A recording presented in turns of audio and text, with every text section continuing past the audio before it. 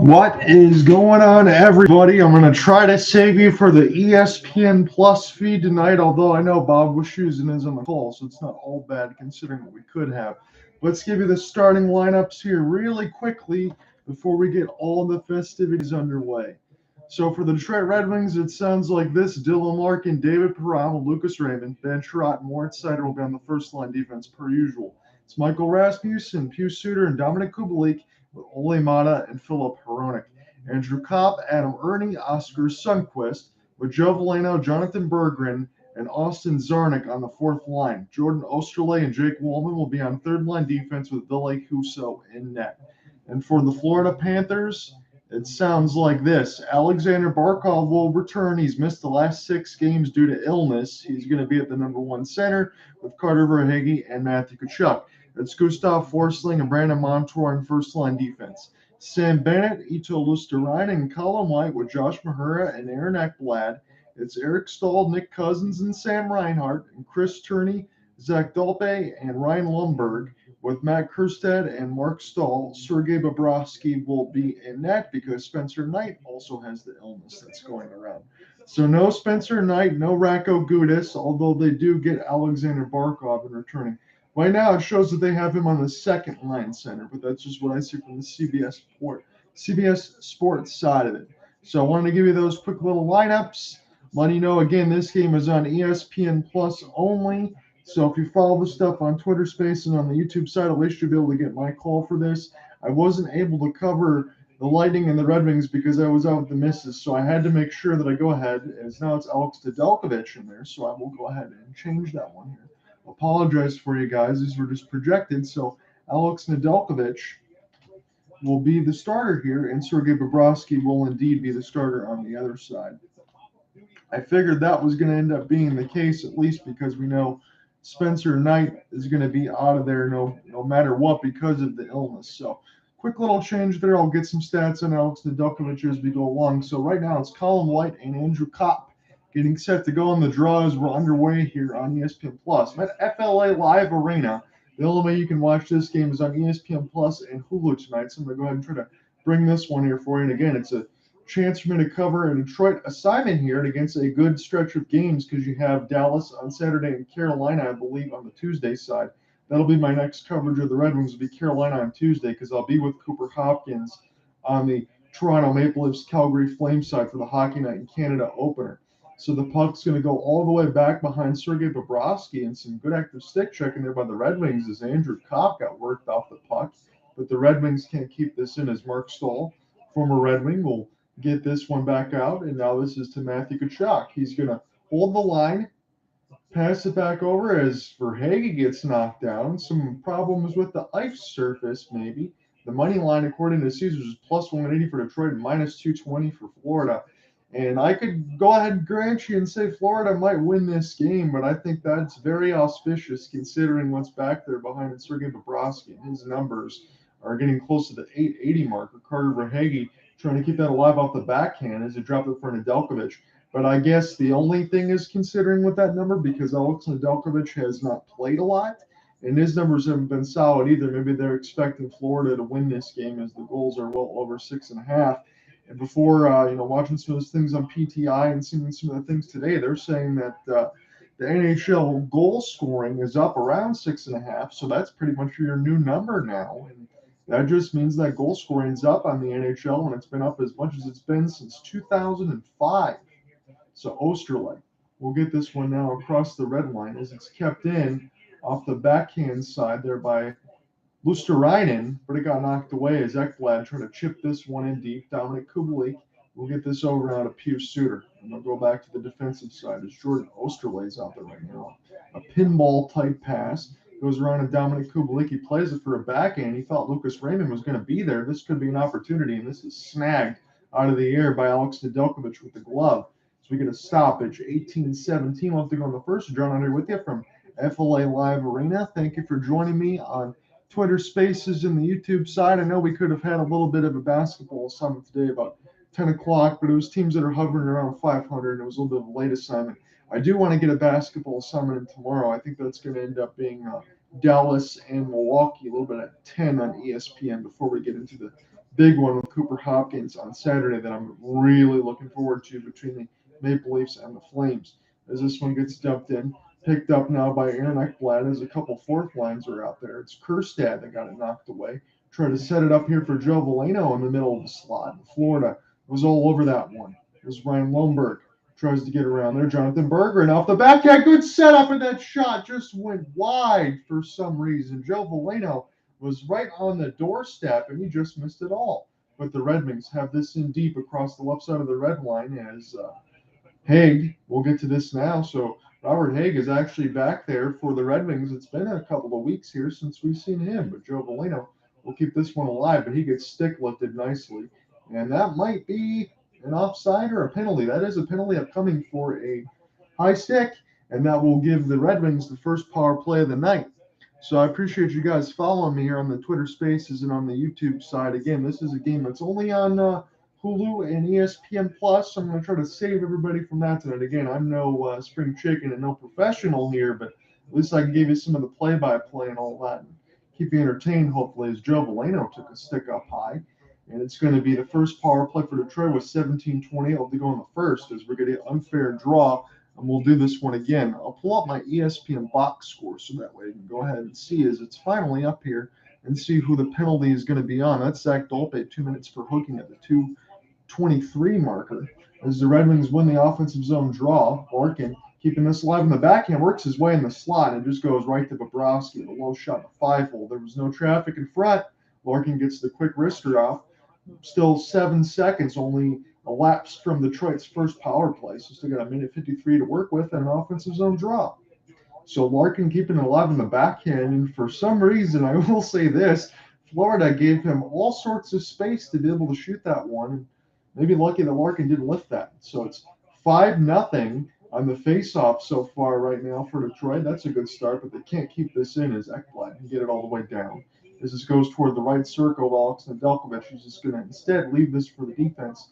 This is going to be picked up here by Filip Hronek. He has been on one hell of a pace here for the Red Wings as he takes a cross check up high, no calls. The Red Wings will get this one back around the kick plate. It's Dylan Larkin going to play this one, but the pass goes too far for Kubalik, and it goes all the way down. So Hronek will go back, check up, and he's going to power play quarterback this thing as he gets into the neutral zone. The cross pass as it goes to the captain and it falls back to Hronek. It goes off the stick of Bobrovsky, but he's got to be quick about it as David Perron was up there and it bounced up out of play. It's going to be another neutral zone draw. The Red Wings still have a $1.09 left to work with in their first power play with 16:37 left to go in this scoreless first stanza. So for these team stats right now, they're up right now. It's 2-1 shots according to Panthers over the Red Wings right now. Again, it doesn't show all that stuff on ESPN Plus, so I'll have to try to just reiterate as we go along, and I'll give you some scoring updates as we go along. 2-1 Tampa at the end of the first over Nashville. That's big in the Atlantic right now for the Red Wings in this game. That's pivotal. Then Sherratt lets it go for the screen as Kopp just blocked it instead of just getting a lift off Bobrovsky trying to tip it through. This goes back here to Suter. Kopp waiting toward the right wing side. We'll get it now. Perron, oh, what a pass there across from Kubalik to Perron, and he fanned on it. And now this goes back to Moritz Seider. Now with Ben Sherratt looking for another tip here for Andrew Kopp. Interesting lines out here right now for Derek Lalonde. Is Jonathan Berggren also out there as well? He's usually not on the power play side, so trying to start a little like. So Sam Reinhart, extra pass here for Stahl on the penalty kill. This goes right into Alex Nedeljkovic and bounces right out for a rebound and picked up here by Andrew Kopp, who's wearing the A nowadays, former University of Michigan Wolverine. Now, he was the captain at U of N, and now Dylan Larkin is the captain of the Red Wings from senior to freshman on that side. This is in behind the office here is Raymond trying to pry this loose in between a pair of Florida Panthers, and the Red Wings keep this alive off the kick plate as it bounces to Moritz Seider. And now here's a chance off the backhand forehand as there was all sorts of traffic, and a stick got knocked away, so the Red Wings power play couldn't do much, and now they have a 3-on-2 dangerous opportunity for the Panthers. Good drop pass as this one expertly gets blocked, and one of the Red Wings is hurt toward the left side of the corner. I think that was Moritz Seider, who was very slow to get up. Now he is back to his feet as Matthew Tkachuk will pay this drop pass. He's going to be going toward an open part of the middle of the ice. as this one tried to get cleared. Picked off there by Carter Verhaeghe, but only momentarily, as there's a battle now with Michael Rasmussen. And now Bennett. Bennett holding off the backhand toward the right side dot as that shot goes just wide in Delkish. That had some serious sauce on it, about 98 miles an hour. Forsling. Now from Bennett. Kachuk will pick this up. Forsling saves it at the point. He plays it toward an open right wing that almost nutmegged one of the referees. And now it's a race for the puck with Pew Suter trying to negate the hybrid icing, but Forsling gets to it first. The Red Wings cannot change.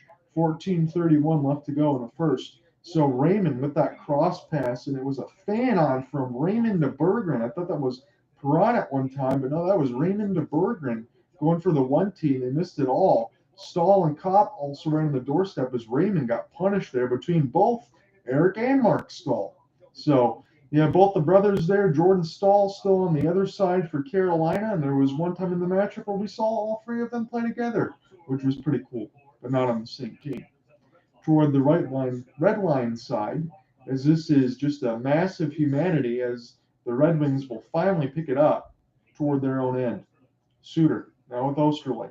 Larkin will just get this banked to Sergei Bobrovsky. He goes in and play this one quickly here to Mark Stahl. Stahl gets it knocked away. Larkin with the active stick check. Got to be careful with his speed if you're Florida.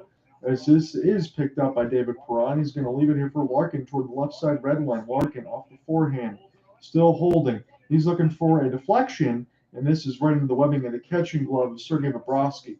13:50 left to go in the first. We're still scoreless, and Detroit's trying to get their fifth straight win, they say, in Florida, and I really can't believe that. I'll have to look that stat up for myself. We come right back. More action in the first, scoreless at 13:50.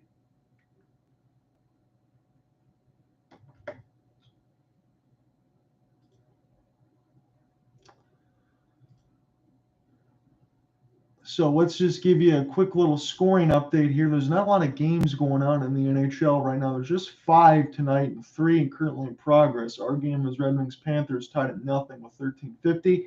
The Lightning, as we said, have a 2-1 lead over the Preds. Again, there are no commercials, so I just have to be careful when the streaming thing actually starts again. So it was 2 unanswered goals for Tampa. It was Braden Point with his 12th. Corey Perry on the power play at the 2:53 marker. And the Mark Jankowski short-handed, unassisted at 10:51. That was the latest goal for Nashville. Yusei Saros in net, 9 of 11, 818 save percentage. Brian Elliott will get the start. He's given up 1 goal and had 3 saves for a 750. Let's see who's in net right now for LA and Toronto. They just waived Kel Peterson, so I wonder how much more pressure that's going to put on Jonathan Quick. He's got a 14-save shutout right now in the first. Ilya Samsonov is healthy and back, so that will give Toronto even more of an opportunity to get good net minding as they've had between Murray and Samsonov. And Murray just came back from injury as well over a week ago, and now Samsonov as well just comes back. So if Toronto gets their goaltending in order, which has been a problem, I know I've talked about this with Cooper Hopkins and a lot of you many times. This is a team that's definitely going to get out of the first round. They haven't done so since 2004. The goaltending was really the only kind of issues. They've had so many defensive inconsistencies with injuries, and yet look how good everybody's playing. And that's what can make Toronto very dangerous.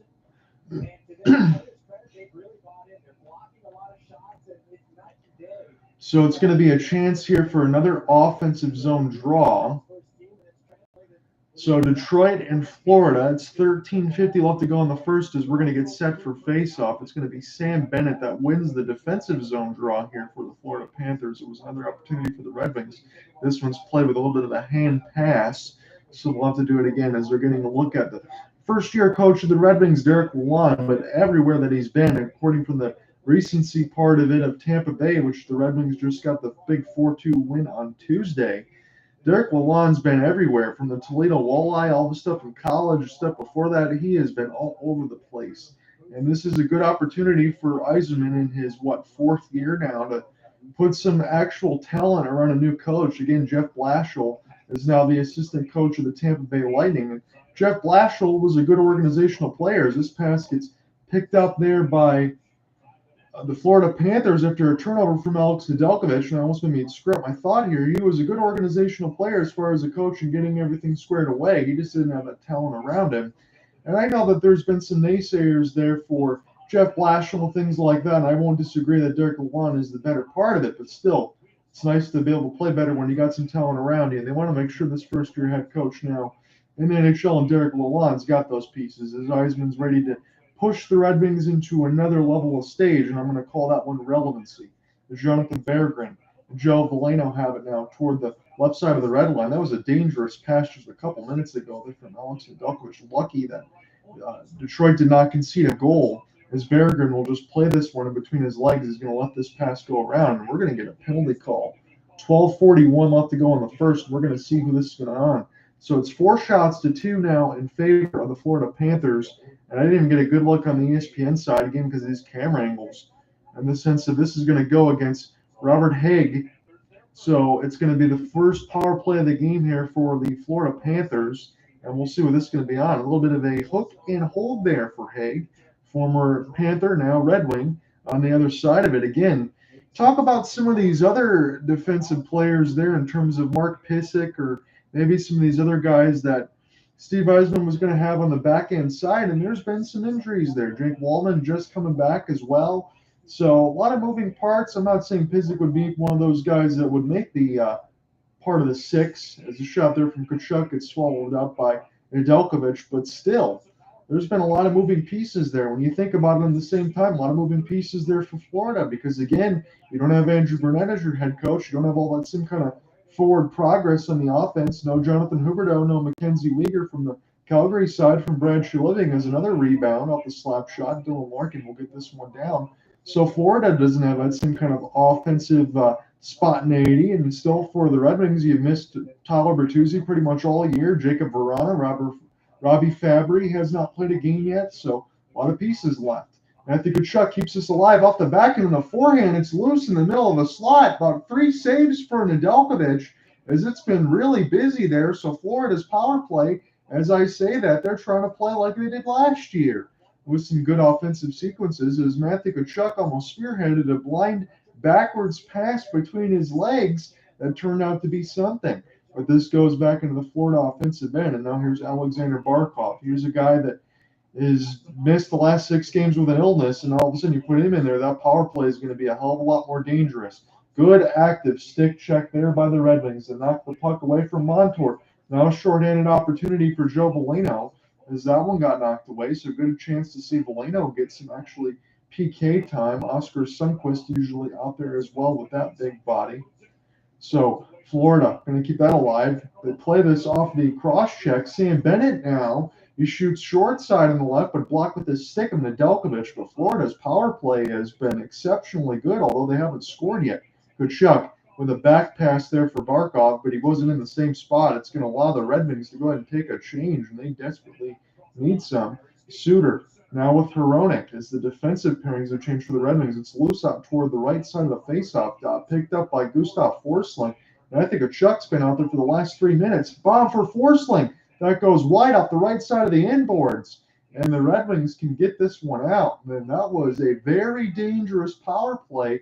And that was one of those categorized as a good one, even though that Florida didn't score. They had about 5 opportunities on there, and they were all dangerous. Nedeljkovic will play this one with the goal stick, and another pass is wobbly, very dangerous, but Lucas Raymond will pick it up now. It's a 3-on-3. Lucas Raymond's just going to let it go, and it went over the stick, I believe, of David Perron, as Raymond had a bid for a wrist shot, and the rebound opportunity couldn't be corralled. Florida's got it in the other end now with Carter Verhaeghe holding off the forehand. He's going to slowly dump this across the kick plate now to Mark Stahl as he pinched in there and tried to keep it alive, looking for a short side shot, goes way wide. Raymond trying to be the first to get to it with Osterley as this is in behind the office of Nedeljkovic. Now Raymond will play this toward an open left wing as this bounces in between everybody. One of the Red Wings falls down and a pass from the knees eludes Larkin. He just says, I'm going to go ahead and take a change. And now Stahl will leave this here for Nick Cousins. Cousins lost it, but he gets it back now near the left side faceoff dot. And now Haig will get this one as it's knocked off of Stahl. Picked up out in front with a one-time attempt pass. And now this is the Red Wings screaming all the way down the ice. There's a chance for Sider, who shot it way wide. Dumped in deep, and this is offsides. 9:21 left to go in the first. It's 8 shots to 3 in favor of the Panthers. But Alex Nedeljkovic has done pretty good so far early as we come to a commercial break. Come right back with 9:21 left.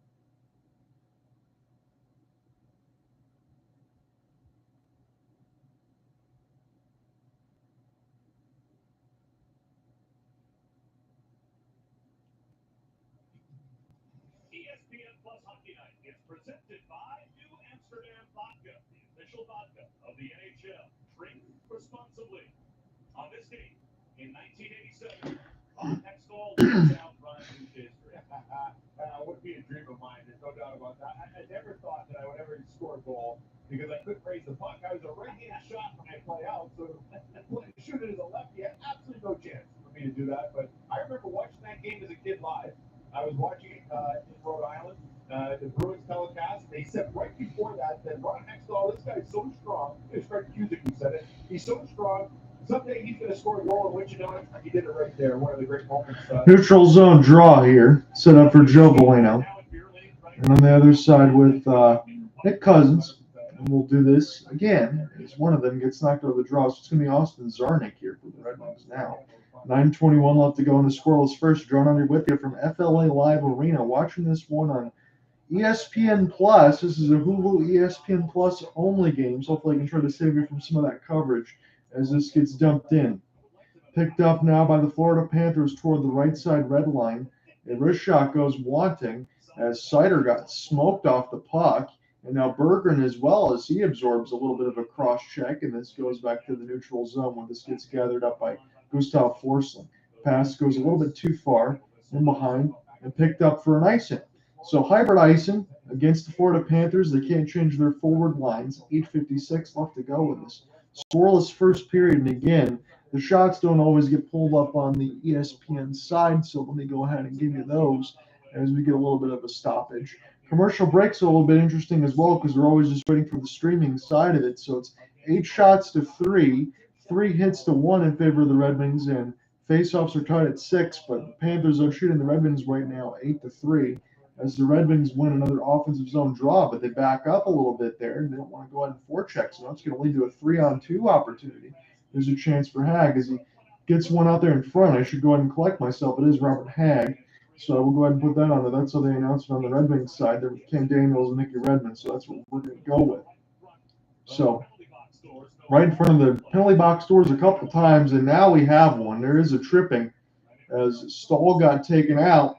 So the Red Wings and Adam Ernie and Cousins come together a little bit because they don't like the trip against Stahl, Eric Stahl at that. So it's going to be the second penalty kill here for the Red Wings as Stahl gets knocked off the puck. And Andrew Kopp's going to be going to the box. That's not what you want there if you're the Red Wings in this incident because Kopp is one of those pretty good penalty killers. Look, I understand he doesn't have all the same kind of point totals that Red Wings fans would want him to have, but he's a guy that you could always put on the second or third line side that can go ahead and kind of lift up some of your defense, make some plays when you need to, and to have him in the box right now. Alex Nedeljkovic has been pretty good so far throughout this game, but it's the second power play for Florida. They had 5 shots on their first.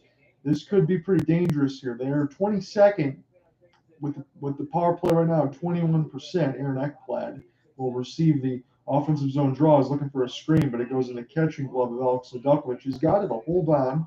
And the Florida power play only lost, 6 seconds there off of a quick face-off win and release from deep.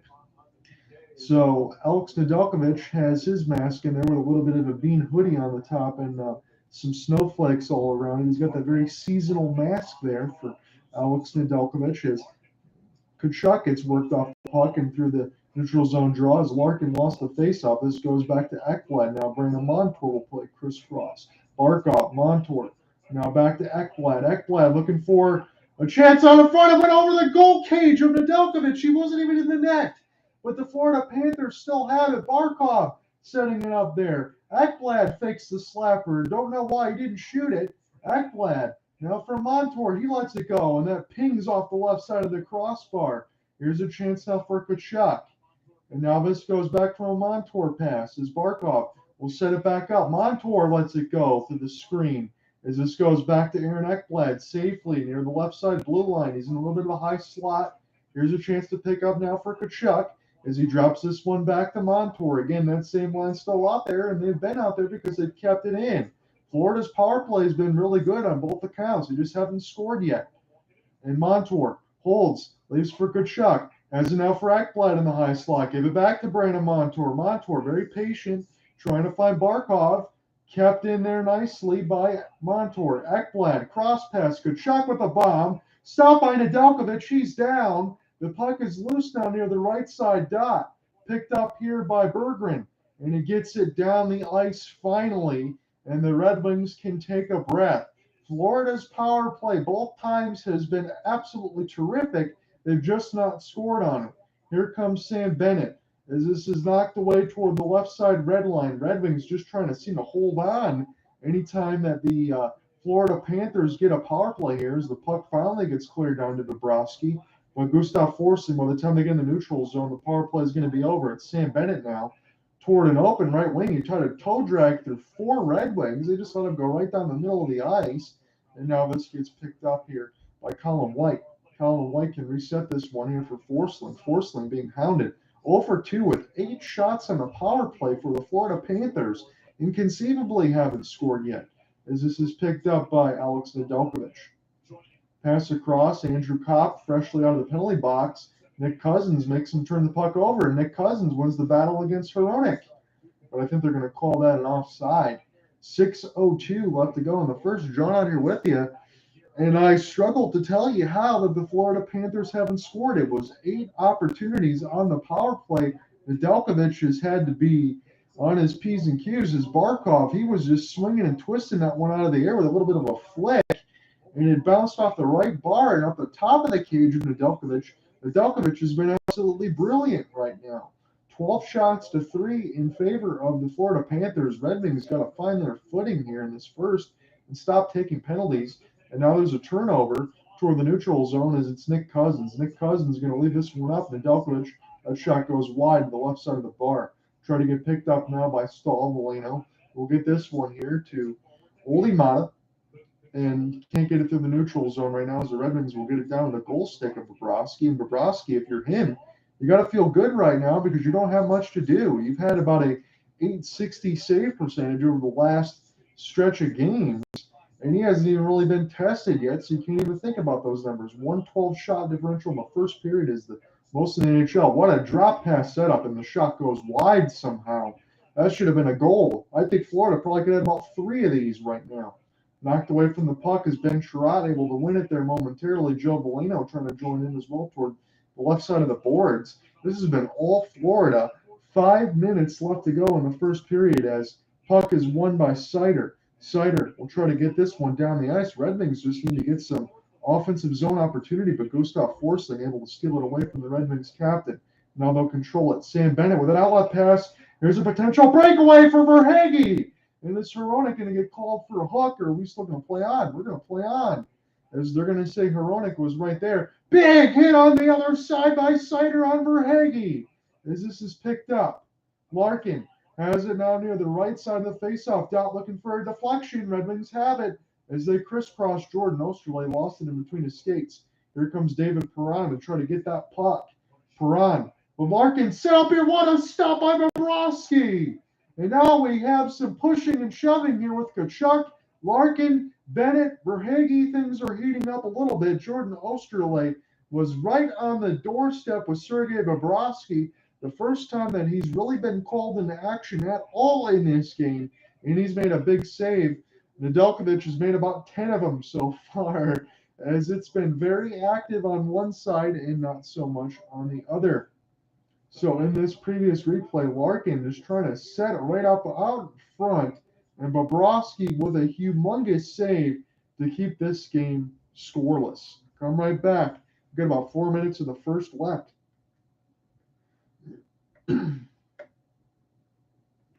I know some of you have been bouncing in between Twitter Spaces and YouTube. I appreciate you guys following along right now as we've just hit the commercial break. So the way that this works tonight is this game is only going to be on Hulu and ESPN Plus. So with the exception of some of you guys that cannot watch this game here tonight, I want to go ahead and bring some play-by-play here for you, as I couldn't cover the Tuesday game between the Maple Leafs, not the Maple Leafs, the Lightning and the Red Wings. So I'm going to give you the play-by-play, and then when we get to the end of the first, we'll go around the league a little bit, maybe get back into what I talked about in the previous first period of yesterday, is some MLB trade deadline as well. I didn't get through all of those. There's been more news every day on all that stuff.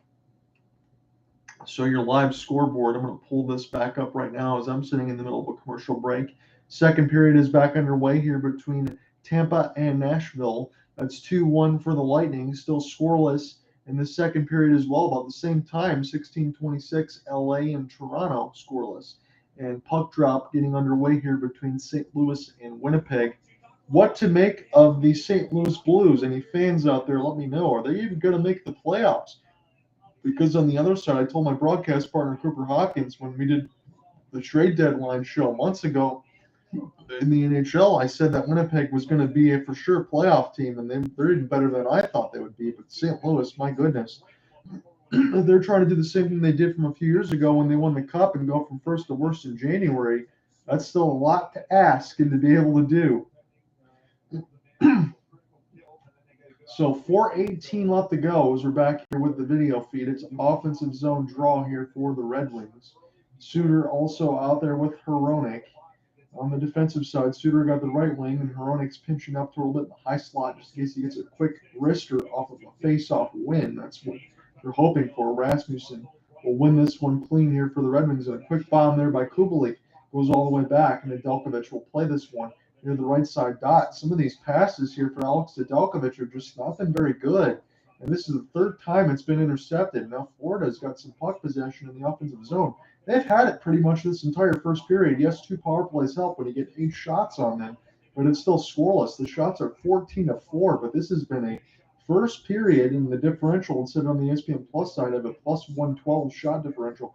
But a first period that's been absolutely dominated by the Panthers. Red Wings are still lucky that this game is tied at nothing, as Kubalik tried to clear this in the offensive zone 3 times when he got it back. It still was denied there by the Panthers all 3 times. So picked up now by Andrew Kopp. This is a whole first period for the Red Wings, as I said. They want to just throw this one away, thankfully for their fans and everything else for me from a local assignment in Detroit, Michigan here, in the sense of you got to flush this one away, and thankfully it's still 0-0, but you got to find some game here, and you got to find some chances to challenge Sergei Bobrovsky, because, again, his numbers are around the 860 marker over the last few. He gets about 880 now. He just hasn't even been tested. So Veleno gets it now as the fourth line's out there, and Robert Hagg will get this one down deep as this is picked up. The Red Wings are going to have to race in their own end as Hagg will get to it. It's going to be a hybrid icing against the Panthers. 2:50 left to go. John on here with you from the ESPN Plus Hulu only feed tonight, so I'm trying to save it for some of the broadcast side of it. At the FLA Live Arena, yes, that's what it's called, between the Red Wings and the Panthers. The Red Wings still have a couple more difficult games still left to go on this road trip, as they have the Stars on an early matinee game on Saturday and a Tuesday game, I believe it is Tuesday, against the Carolina Hurricanes. I will not be covering the Stars and the Red Wings, but I will be covering the opener of Hockey Night in Canada with Cooper Hopkins, as we'll take a look at his team once again between the Calgary Flames as they take on the Toronto Maple Leafs. So it's going to be a good matchup for both of us to get a chance to see what the Maple Leafs are made of because they've been good throughout the whole year. So NHL Network is going to have Stars and Red Wings, and TNT will have Red Wing Wild. So if you're a Bally Sports Detroit owner here for start of the cable, you're pretty mad that you're missing up some of these recent games that are not on the local side of the network, and I can understand that. Jonathan Berggren will pick this up now near the right side red line, trying to just get a deflection there from Pius Suter, and that one goes just wide. A 4-game road win streak for the Red Wings is the longest since 2015-16. That was the correct stat. They said it against Florida initially. That's the correct stat. Just 4 straight road win games. That's been the longest in about 6 years, which that tells you the Red Wings have been in the rebuild for a long time. But until Steve Yzerman came here, after Ken Holland emptied the cupboards and just settled them with a bunch of bad contracts, that puts you in a situation where Yzerman had to just start from the bottom and bring it all back up, a little bit like Drake on that side of it. Picked up now by Berggren toward the Florida Panthers logo. Berggren in his 13th game has 3 goals and 5 assists, cutting in, scores. The Florida Panthers got a wide open breakaway. It was a chance toward the middle of the dot, and I'm going to have to see who that was. It was, I believe, Tierney that scored it. I'm going to get this Florida Panthers depth chart as I'll pull this up because he just got pulled up. Chris Tierney, the former San Jose Shark, as this got just turned over right in through the neutral zone. I want to take another look at it. So Chris Tierney does score it. It's going to be Mark Stahl as the Red Wings just got caught up a change and a turnover. And that was a backhand that, let's be honest, just went right 5-hole through Alex Nedeljkovic. So a great goal there by Chris Tierney, no doubt about it. And I can't be sad because Florida should be up by more than 1 at this point. But that's a bad line change and an entire bad first period there for the Red Wings that they need to flush. And when you think about your next upcoming games between the Stars and the Hurricanes, after already losing to Toronto and getting only 1 point against Buffalo, man, that was a Tage Thompson show yesterday. There was a good bounce back between Columbus and Tampa, but make no mistake about it, you still need to get more of these points as a bouncing puck gets picked up by Nedeljkovic into the 5-hole. So you still need to get these more points and try to find them between Florida, Dallas, and Carolina. And you're in an Atlantic right now, just like the Florida Panthers are, who are just below the playoff line. This is an important game right now for the Red Wings. And they need to find a way to figure this out. So good job by Chris Tierney and the Florida Panthers. Make it 1-0 for Florida. And again, I can't say enough bad things about my own team in the sense of what I'm watching here, and I try to not pull any punches there. But when you talk about Ville Husso, as much as they have for the Red Wings, again, he's not starting tonight. It's Alex Nedeljkovic, and I think Alex Nedeljkovic needs to get that time to be able to go ahead and play. But at the same time, when you watch Alex Nedeljkovic, and I'm watching throughout this first period, he's the only reason right now, 14 saves, that this game is not worse. And I always wonder over the last stretch, and I'm sure Alex has to wonder too, how come the Red Wings don't play as good as they can around with Ville Husso with Alex Nedeljkovic, with the exception of the third period against Tampa.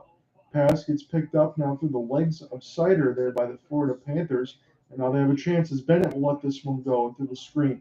Picked up now by the Red Wings as they're just trying to chip this one out, but they can't get it out. Luostarinen will get this in deep. And now Tkachuk with Reinhart as he gets pinned to the wall there by Sider. Reinhart being worked over. Barkov trying to join in there as well. Toward the left side of the red line, Barkov trying to pry it loose still. As Luostarinen will get this here from Sider. He just threw it right out toward the left side dot. And now Chirac trying to find it out as they do a little bit of a double pass.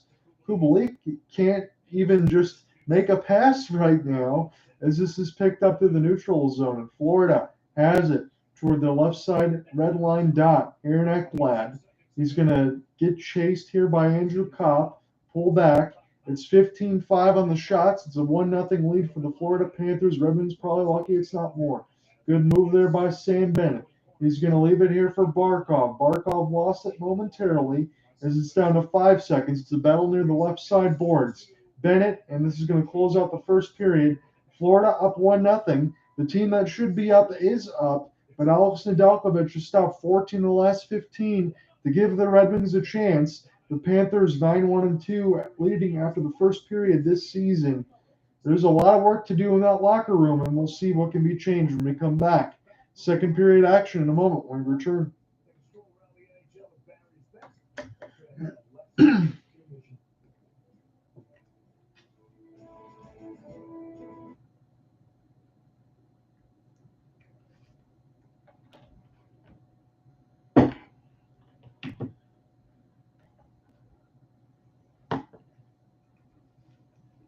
That Chris Tierney goal is probably going to be unassisted, or it's going to be something for Stahl. That's all I really see there. Yeah, that's all it's going to be.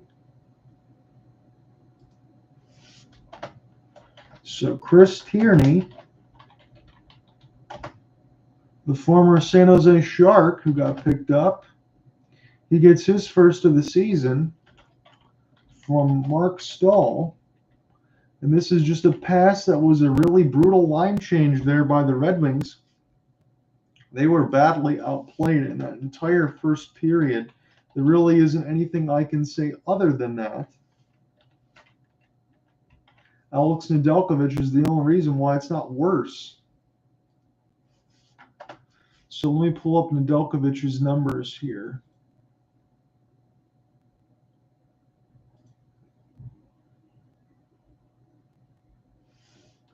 JKOVIC.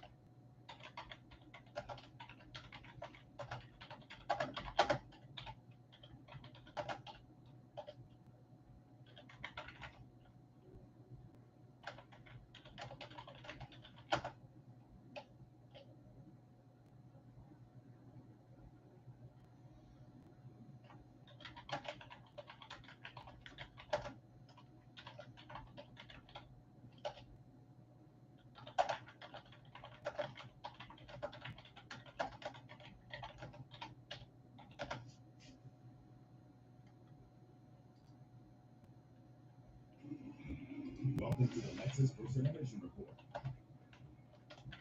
Well, it's ESPN Hockey Night. Good to see Chris Tierney back in the NHL, playing his second game of the season. He was called up from Charlotte, the fourth remote. Talking about the Panthers in July, waiting on October 9th. 37 the finals the next day in the second game. He has no one player to play long in Charlotte. That's a beautiful place. The American League wasn't full. A beautiful place to be right there. You want a lot of beautiful. But the idea was you wanted to Don't want to be happy. You want out of Charlotte. You wanted to get up and get to the NHL. You don't want to be language inside the pool down in the American League. Right. So what's a bad American League city? I'm not We go back around that Glenn Strong. That's all I feel about you. Number one, Sergeant Barkov returns, the captain for the Florida Panthers tonight. All right, guys. So I have all my other stuff typed in here. So these are the notes here for the first period. I'm just going to give them to you point blank. Alex Nedeljkovic is in a strong game so far for the Red Wings. He stopped 14 of 15 shots. Panthers were 0 for 2 on the power play. They had 8 shots, though. Red Wings got caught on a bad line change. 18:05, Chris Tierney scored off the backhand as Mark Stahl caught him with an outlet pass. It was a breakaway. Got behind the defense and scored as Chris Tierney called up after just his second game with his first of the season.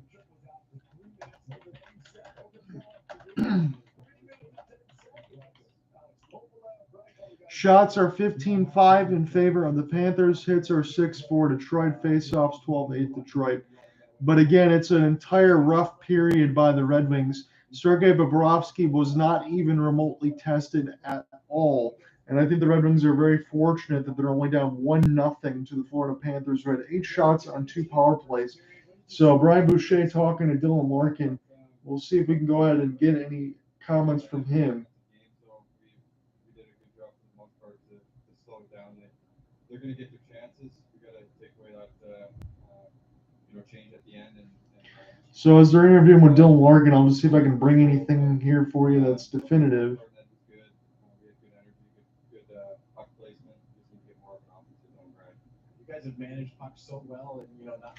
Yeah, I'm not really seeing anything to be able to say from Larkin because they're saying some good things, and I like Dylan Larkin. He's a great captain. All that. I'm not trying to be disparaging, but if you're looking for a lot of good things in that first period, I didn't really see anything from Detroit. I'm just going to be completely honest with you. That's one of the worst periods I've seen them play, considering how good they played against Tampa Bay on Tuesday night when they probably played the best game that they played all year. That was not a good follow-up for that first period. And Florida, that's desperate, trying to get back in the playoff line with 25 games in.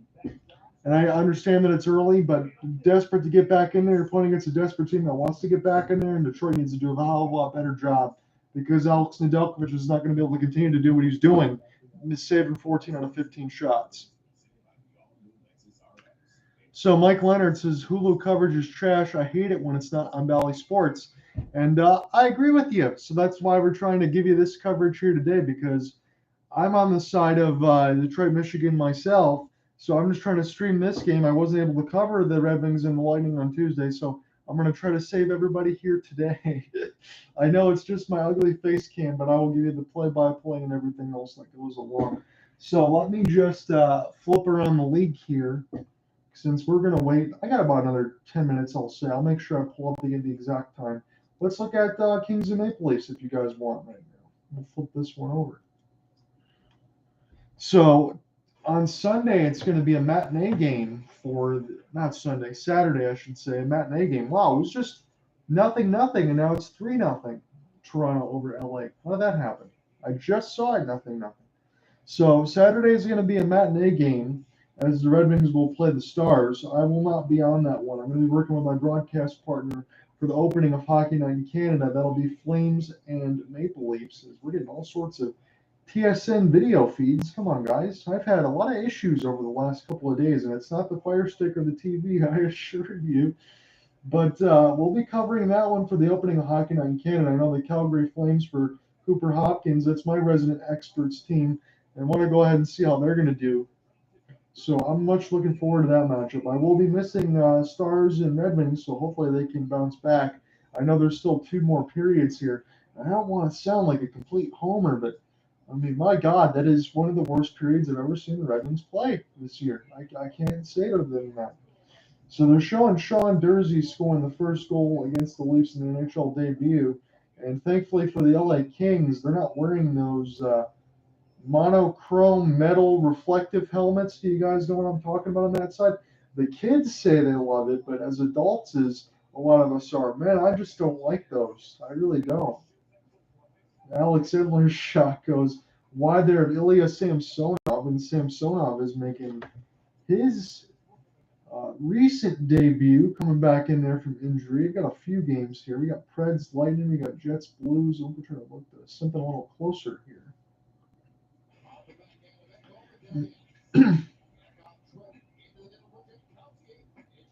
So I know the Tampa Bay Lightning, I forgot who the play-by-play man is here for Tampa, but he was a recent TSN guy. Now he's got the full-time job there for Bally for the Lightning. That's pretty cool on that side. So they know they have some really good work with. I will say this, as far as Bally Sports Detroit, when you do have Ken Daniels and Mickey Redmond, and this isn't just me being a homer side of it, I think that is one of the better broadcasting crews in all of the NHL. I mean, it was voted down there by sides of local fans. I think Tampa with this guy now from the TSN side, they're pretty good on that side. Dallas is also pretty good as well. I like Razor Ray and some of the stuff they got going on over there. Those are some really good broadcasting crews. So between Dallas, Detroit, Tampa's got some good ones. Anytime that you cover anything with TSN, there's some good stuff there for Vancouver. There's some good stuff there for the Jets. But TSN, you would expect that. But there are some bad broadcasting crews. And again, I'm just Joe Schmo compared to some of the other stuff. I just like to do some of these things on YouTube. Do a lot of coverage there from baseball, basketball, hockey, college affiliate stuff. Now I started working with some MIHL for the Waterford Sharks here locally, and it's fun. So Mickey is funny and has Ken is an incredible play-by-play. So I think that's what makes it work there, Mike. I agree with you on that side, and I think we're very fortunate on that side because if I take it a step further here for local coverage. No disrespect, and I mean this with sincerity, for let me get this right, Matt Shepard or Kirk Gibson or any of like the Tigers stuff is bad on the TV side. It's just bad, and we have to deal with that a lot here. When you have Dan Dickerson is incredible on the radio side, but our TV side is bad. And when you have George Blaha, he's like one of the coolest guys, period, when you're talking about meeting him in person. But he's been around for so long. That stuff is kind of bad. And then when you have Johnny Kane in there, he's like decent. He really is. But we don't have a lot of good TV broadcast side, with the exception of Ken Daniels and Mickey Redmond, who's like the best. And then after that, because I mean, besides that, between Ken Kell on the radio side, who's really damn good, the Red Wings have some incredible broadcasting, but the rest of our team's not so much. Oh my goodness, that was a couple great setups there. It was William Carrier that got the goal there for the Nashville Predators. They tied this one up at 2. Brian Elliott is going to get the start as the hockey dads are out there. It's hockey dads night there for the Nashville Predators. So they got some kind of retro throwback with those long teeth logos there and the mustard yellow jerseys. It's for the Nashville Predators. So here's the thing. You got the mustard yellow jerseys, and then with my broadcast partner Cooper Hopkins, and we did a Flames Lightning game. It was the reverse retro thing there for the Lightning, as they have the old NHL logo with the lightning bolts across the arm side of it. Man, I don't like those jerseys. You can't really go ahead and tell the names are all in a weird font. I'm not going to say like Helvetica or whatever the hell it's called, but it's one of those situations. As a broadcaster, it makes it a nightmare to try to call some of the player names unless you really know all those numbers. So 7:24 left to go in a tied second. It's 2-2. We already got more goals in this game than we do in our featured game between the Wings and the Panthers. That's 1-0 courtesy of Chris Tierney. He's back in the league, the former San Jose Shark. It's just his second game played. He's got a goal. I'm going to make sure I pull up my time left, so it'll give me enough time just in case I go to use the restroom really quick. I appreciate you guys following along.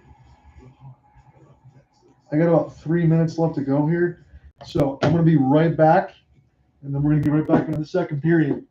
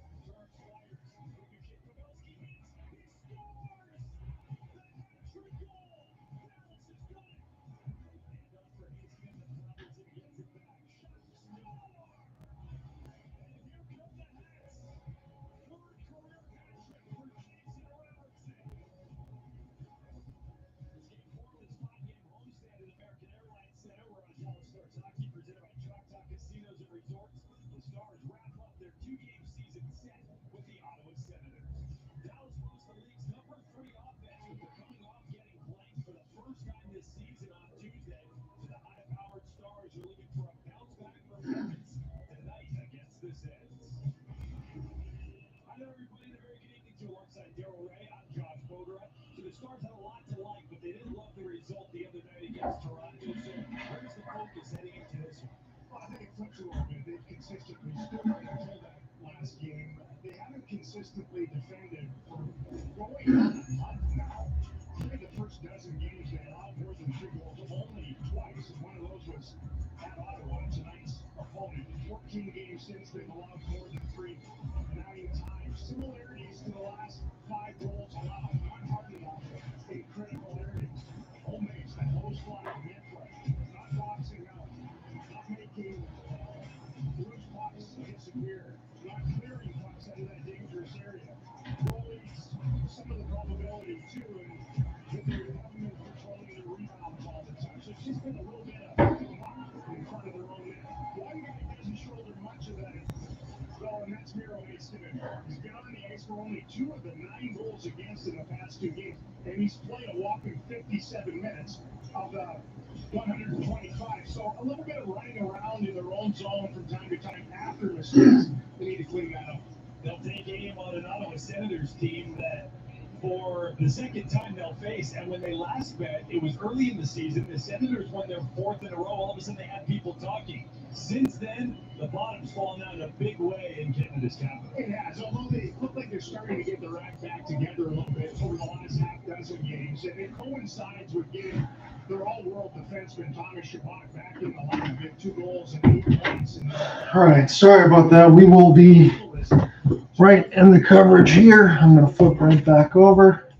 And we'll get right back to this Red Wings game, as we're just getting it right back here. So I'm going to cover the second, third period and give you the play-by-play, and then I'll give you the complete game story at the link below, hopefulsportsguide.wordpress.com.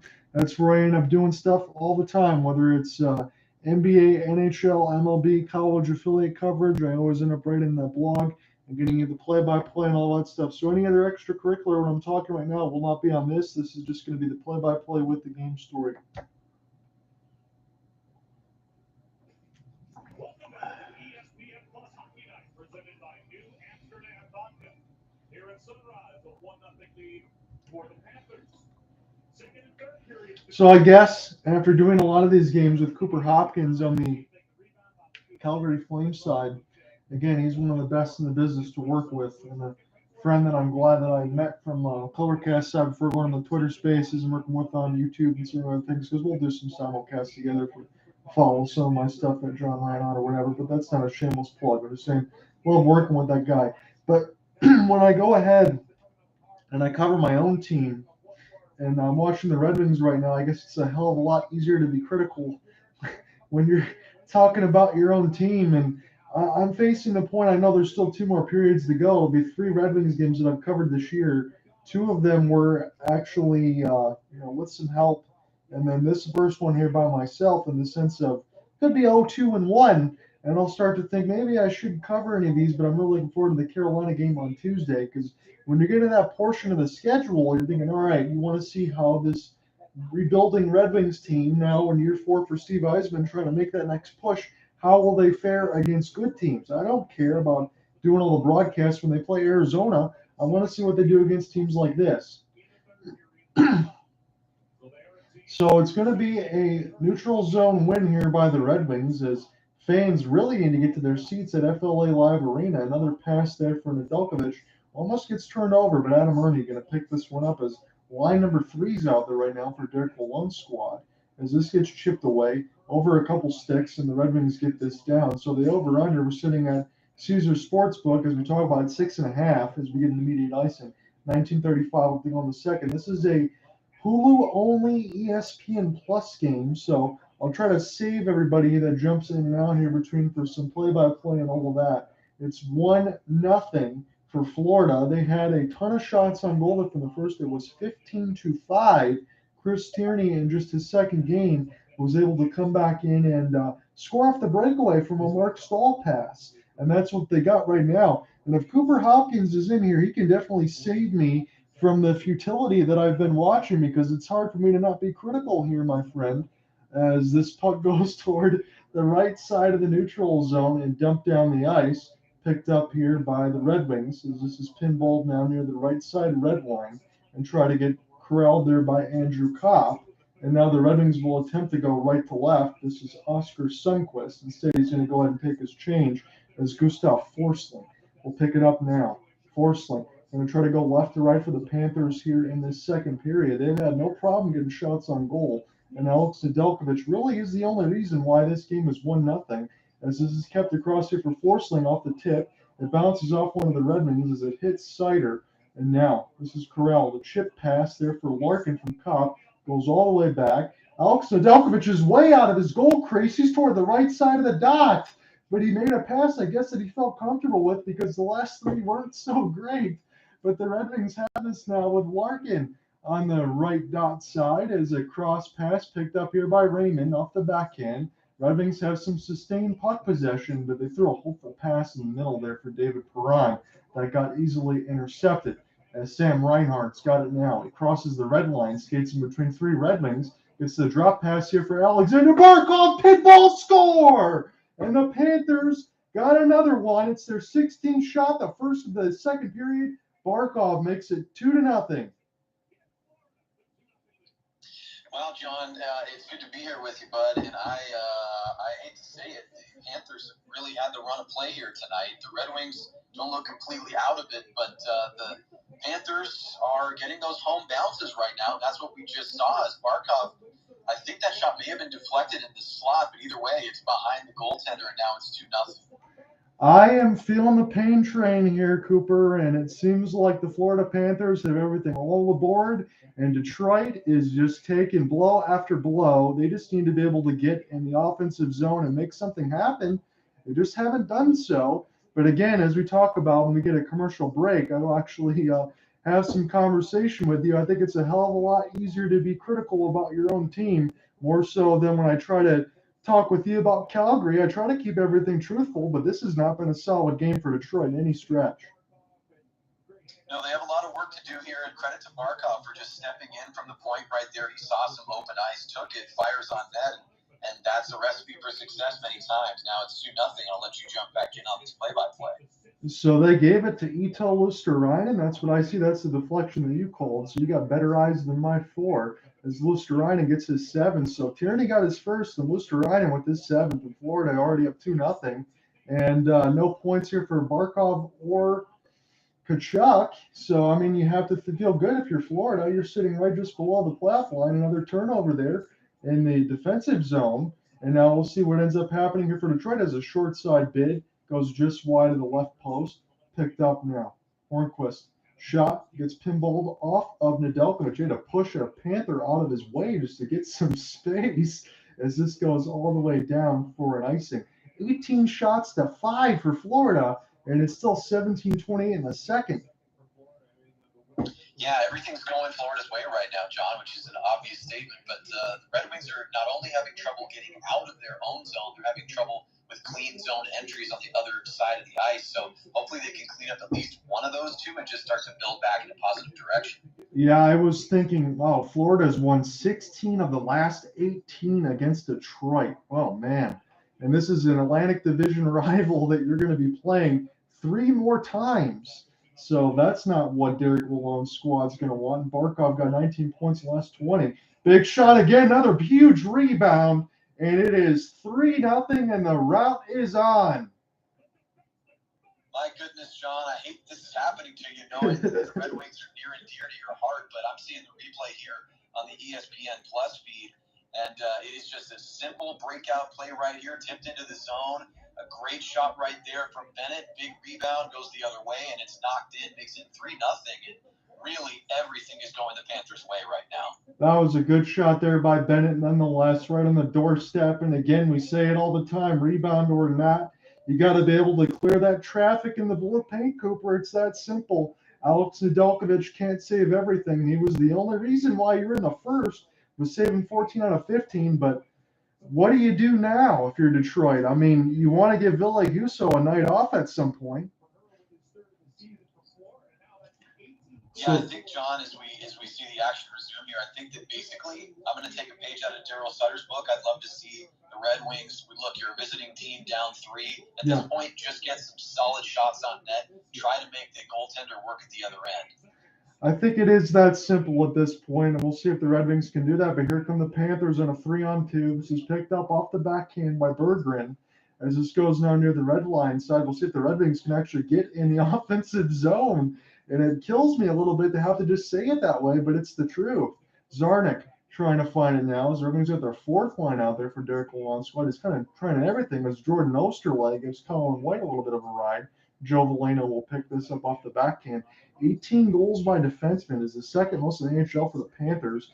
And now here's a chance. A breakaway opportunity as that one got stopped by Nedeljkovic from Bennett. That's the third breakaway that I've already seen. And it's 16-10 in the second. So Red Wings trying to get this one down deep as Chirot will get this. And Barkov will pick it up as it goes just wide of White. Sider trying to pinch in there as well to close any sort of breakout pass as this goes back to Ben Chirot. Goes off the stick of Andrew Kopp as he gets punished toward the right side of the boards. And Sergei Bobrovsky gets this intercepted. Red Wings trying to keep this alive in the middle of the slot. And Haig can't get to it as it is the Panthers. They get this across the logo. Goes all the way down to Nedeljkovic. Will settle this down, play quickly with the behind-the-back feed to Haig. And now it gets picked up by Aaron Ekblad. So every single time Alex Nedeljkovic tries to play this puck, it ends up turning out to be an offensive opportunity here for the Panthers. As here they come again. Gustav Forsling, as the shot off the pass got flubbed a little bit. And now it's a race for the puck, although the Panthers will win this one. As Aaron Ekblad will pick it up. Barkov will play an extra pass there from Verhaeghe. Now it has on the right wing side, it's Matthew Tkachuk. Matthew Tkachuk with a little lob pass across the D-to-D. As Ekblad will touch it up near the right side red line. Tkachuk plays a nice pass in the middle of the slot, and that was a good save there by Nedeljkovic with the glove. A no hesitation pass for Matthew Tkachuk was right on the money, and the Red Wings netminder had to make a great save as this is near the right side of the boards, and we get a stoppage at 14:51. Yeah, John, I'm just looking at the shot totals right there. I mean, it doesn't tell the whole story, but it tells about 90% of it. Yes. 23 shots for Florida, 5 for Detroit. I know you've touched on that. I love seeing some old familiar faces for me on the Panthers bench. There was a great shot on the ESPN side of Tkachuk talking to Bennett right there. Tkachuk having a quieter game, but that's very scary for Detroit when you haven't really heard from number 19 while everyone else is getting the job done. Look out if Tkachuk starts to heat up. Yeah, and that's the kind of fear that I'm thinking of as it goes the other way. So it's going to be a hybrid icing if we're trying to touch up. Look, I try not to mince words too much here, Cooper, but when I saw it, when you did the game between Calgary and Florida, it was a much different game where Calgary was able to come up with the win, but I haven't seen any kind of sustained pressure here for Detroit against Florida tonight. Yeah, I'm not sure what it is, both on the defensive side and as they break out offensively. Their positioning, spacing, and really just timing of passes has been unfortunate. So any correction on any one of those fronts is going to be a step in the right direction, and a small step is better than nothing as the action's resumed here. John, I'll let you jump back in. So Jonathan Berggren wins the face-off. A slap shot gets picked up here by Rasmussen. So it's Berggren and Rasmussen. Berggren hasn't played too many games here for the Red Wings. He's just been called up about 12 games ago. But he is a guy that's big and has a lot of promise. That's what they like to have, the big redwood line out there. As Rasmussen gets worked over from the puck, he's about 6'5". He's going to leave this there for Pius Suter, try to play it out in front of Bobrovsky, and all he has to really do is put a hand on it. So I will say this, Cooper, in all honesty, as we go to commercial break, it's one of those situations where Bobrovsky's maybe only had to make 2 or 3 saves. The rest of the puck's fallen to him. We talked about it with Bobrovsky the last time we covered with him. His save percentage is pretty low, but when you don't test him at all, what's the difference? Absolutely agree. And, this game, unfortunately, it's against the Red Wings. It looks like the Panthers of last year. They're certainly not the same team as they were in 21-22, but they're looking very strong, very confident at home, and the Red Wings have to do something, anything, just to break through. Yeah, that's one of those situations that come from the Tuesday game when you think the Red Wings played their best game of the season in a 4-2 win. You want to follow that up with something against Florida, another divisional rival right in the playoff spot, and this has been a disappointing result so far, although there's time. I will say one thing, the Red Wings have to get this next goal and this next run of play, and they're going to get a power play out of this. Looks to be a tripping upcoming to Florida. Yeah, some extra, and I won't say extracurricular, but definitely some intense checking there in the near corner to Bobrovsky's right. we're going to get a break right here. And, the Panthers not only putting it in the net, they're putting the body on the Red Wings as well. Unfortunately, they went overboard that time. So it will be 2 minutes power play time for the Red Wings when we come back from the break. So, John, listen, you have been focused on this team for many years, and I'm sure you came into this game with some relatively high hopes. I mean, you're a reasonable guy. You understand the sport and the trends in both the East and Western Conference right now. I mean, not to be broad, but can you just give me an assessment of where you were coming into this game, maybe kind of what you expected, and we know what you're feeling right now. So I'll just stop there. I'll leave it on those first two questions. I'm glad you give it to me straight, because I want to give it to the fans straight, in the sense of this is an awful performance. That was it like that. The first period, they got absolutely floored. It was 2 power plays for the Red Wings that they had to kill off the Panthers. They got 8 shots. Alex Nedeljkovic kept them in the game after 1. It was 1-0. You come off the Tuesday win against the Tampa Bay Lightning, you're going to feel pretty good about yourself. Like, in this Murderer's Row schedule, we talked about it, Cooper, a little bit on the other side.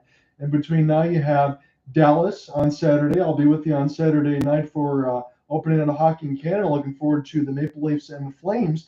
And then the Tuesday game is Carolina. That's the next one I want to jump on. And I don't want to go 0-2-1 against the games I covered against my own team, but I want to watch them play good teams, bring the broadcast to people, and then show them, like the Red Wings want to, Dylan Larkin wants to. He said it last year. We want to see how we do against good teams in our division and make that next step toward relevancy. That's what matters right now, and they're taking some medicine tonight. Yes, they are. Yeah, the Panthers are certainly showing their caliber. They are a powerful team in the East. They have been. We know that. Obviously, that's not news to anyone. Right. But the Red Wings have a chance here to battle back and make some noise. Even if they catch the L, as the kids say these days, they still have opportunities to build their team, build some confidence, especially being down in a hole like this. I only let myself go on that little run of, my stream of consciousness because the puck just bounced into the players' bench. So Mr. John Ott will be back on the play-by-play momentarily. 1:52 to go in the power play.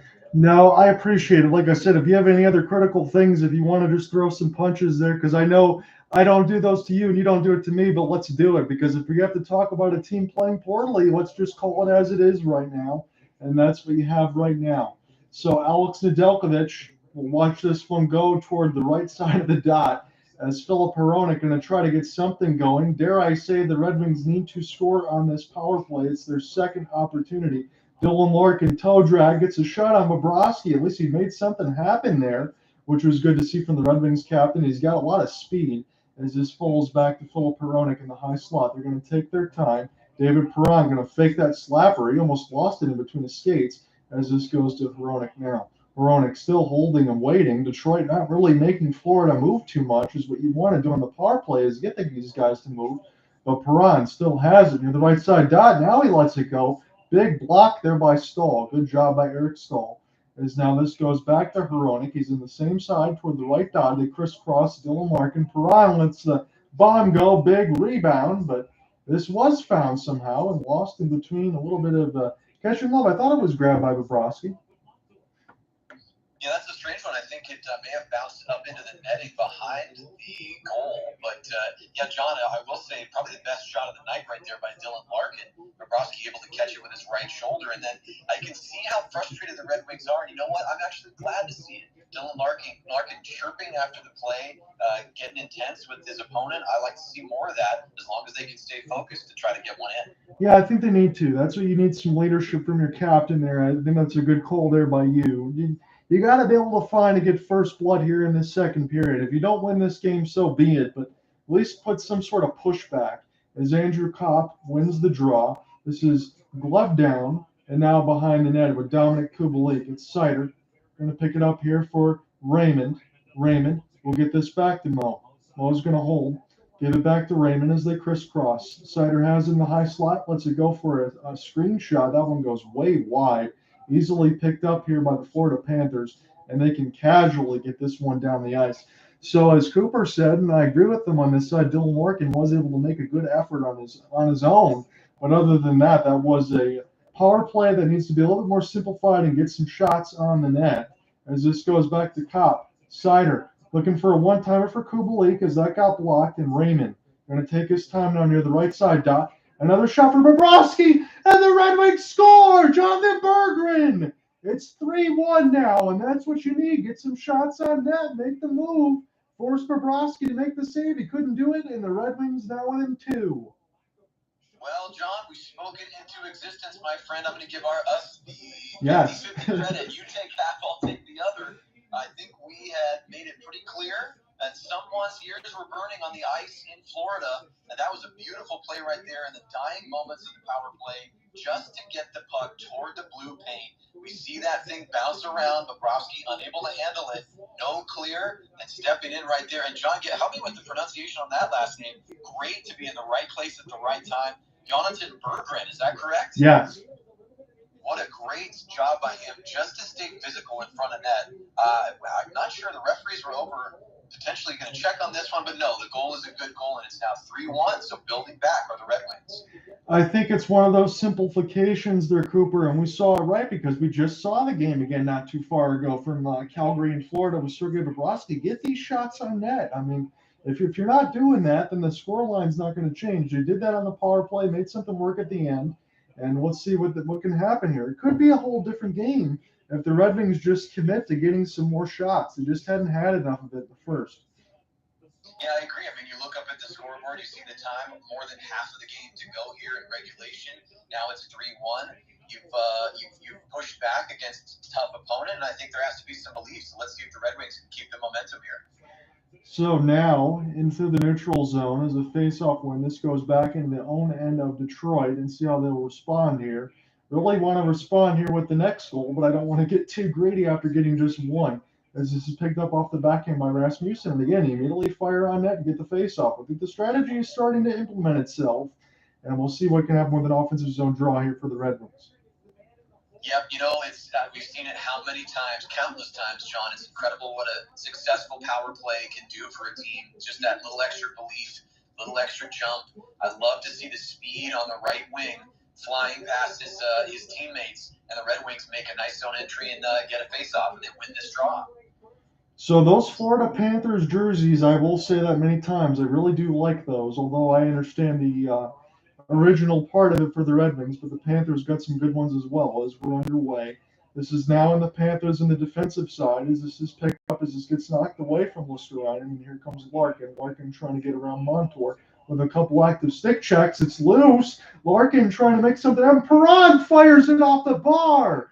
And this is picked up now by Forsling as that one was close, and that's what speed can do with Dylan Larkin as he goes all the way back in his own end and wins this back check. He gets it to Chirot, and Chirot will make this pass across to David Perron as Sergei Bobrovsky will play this with the goal stick. It says 5 comeback wins for the Red Wings, but I think they're teasing me a little bit, Cooper Hopkins, on that side of it as we've had 10:40 left to go in the second period.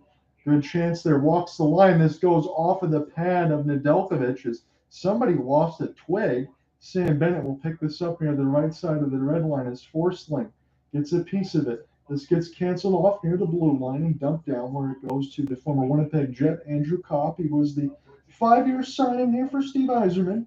As it passed for Sundqvist, gets picked up here for Adam Ernie, former Tampa Bay Lightning. He's getting worked over near the left side red line as Panthers are coming together, but we can't get numbers on those. And Mark Stoll will play this here for Josh Mahura.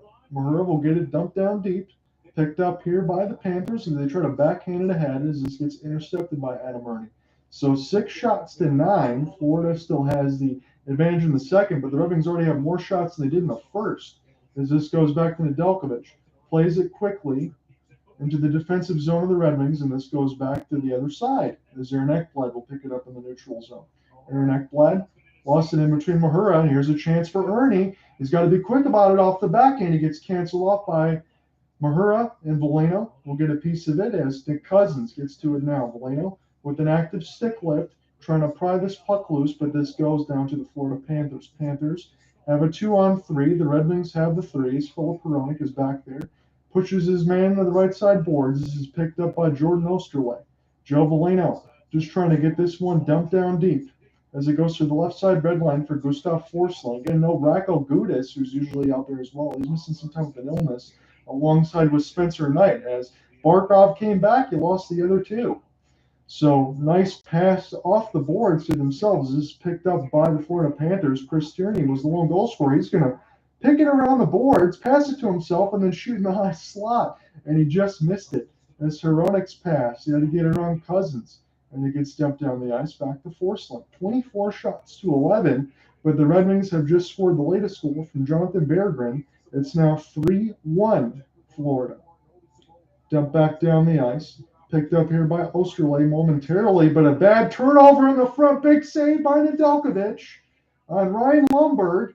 Lundberg trying to center it out in front as Florida now all of a sudden dangerous. That was a great save by Nedeljkovic just to be able to keep the scoreline where it is. And I felt like I've said that about 5 or 6 times already. If you look at the box score without anything else, you might think otherwise, but he's been pretty good in this game. Bennett. Pass across as they get to the offensive zone for Carter Verhaeghe off the backhand. He's going to play it toward an open right wing. A behind-the-back shot by Matthew Tkachuk between the legs. It's kind of known for those, as Cooper Hopkins would know from the Calgary side, and the one-timer goes just wide as Tkachuk gets pinned to the boards. Larkin just trying to get this out. It's a race for the puck. Dominic Kubalik will get to it first against Montour. Kubalik holding off the forehand now, trying to put it in the high slot. This is a dangerous pass. Here's a chance for Bennett. He's got Barkov off the cross pass. It gets deflected. Picked up now by Carter Verhaeghe, but it's still very dangerous in behind the office of Nedeljkovic. And now Bennett will get this toward the left side. Dottie fired it just high. It bounced back in play in front of Dylan Larkin in the high slot. And now Perron just trying to find it. Raymond as well. And now the Red Wings will get this across the neutral zone and get it dumped. Sergei Bobrovsky will play this with the goal stick as Perron was the lone forechecker. And here come the Panthers again on a 2-on-1. Bennett, nice stop there by Nedeljkovic with the right pad. But it's still with the Panthers right now. Again, every single time, it just seems to be the play here for Florida as they've come right back. This is near the players' bench. Larkin trying to poke this ahead a couple times. The Red Wings play it out of the air with David Perron and Larkin. They're just going to go ahead and take a change as Bennett will get this dumped down deep. Couple active hits there as Filip Hronik tries to come in together. Make sure not to trip anybody on that side as Tierney. We'll get this slap shot. Big save there by Nedeljkovic with the right pad, but the rebound goes right back to Tierney near the left side boards.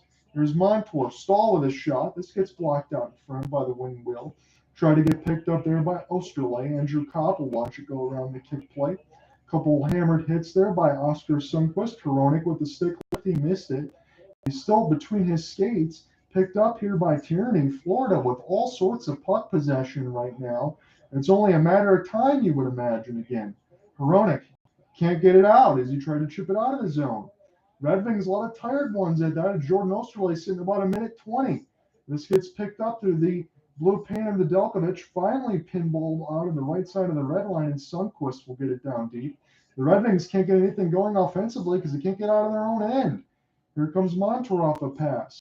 Picked up through the neutral zone now for the Red Wings. Nick Cousins going to leave it here for Colin White on the first line defense nowadays for Paul Maurice's squad as this goes in between Austin Zarnik. Joe Veleno picks it up now. Sundqvist going to drop it here for Veleno. Lost it as this gets broken up by Florida. Picked up now for Cousins. Cousins working his way in the high slot. Lets it go to the screen. All sorts of traffic. It's in. They're going to count that in. I know it looked like interference there, but we'll see what the official call is going to be. I think this is going to be a goal. Wow, John, what an incredible, more than 5 minutes, almost 6 minutes of unbroken action right here. And Kierstead is right on the doorstep. I am going to have to take another look at this. I'm actually getting a replay right here on the ESPN Plus feed. I don't think there's going to be interference. Lindstrom was pushed into his own netminder. He went down, was searching for the loose puck. Ultimately, it slides in just past his right pad. No, I agree with you, and hopefully I didn't lose you officially there. Yeah, no, I agree with you. We just got the feedback on our side, so thankfully we don't have too many issues like we did the other day, although we got all those fixed. But no, it was a good goal.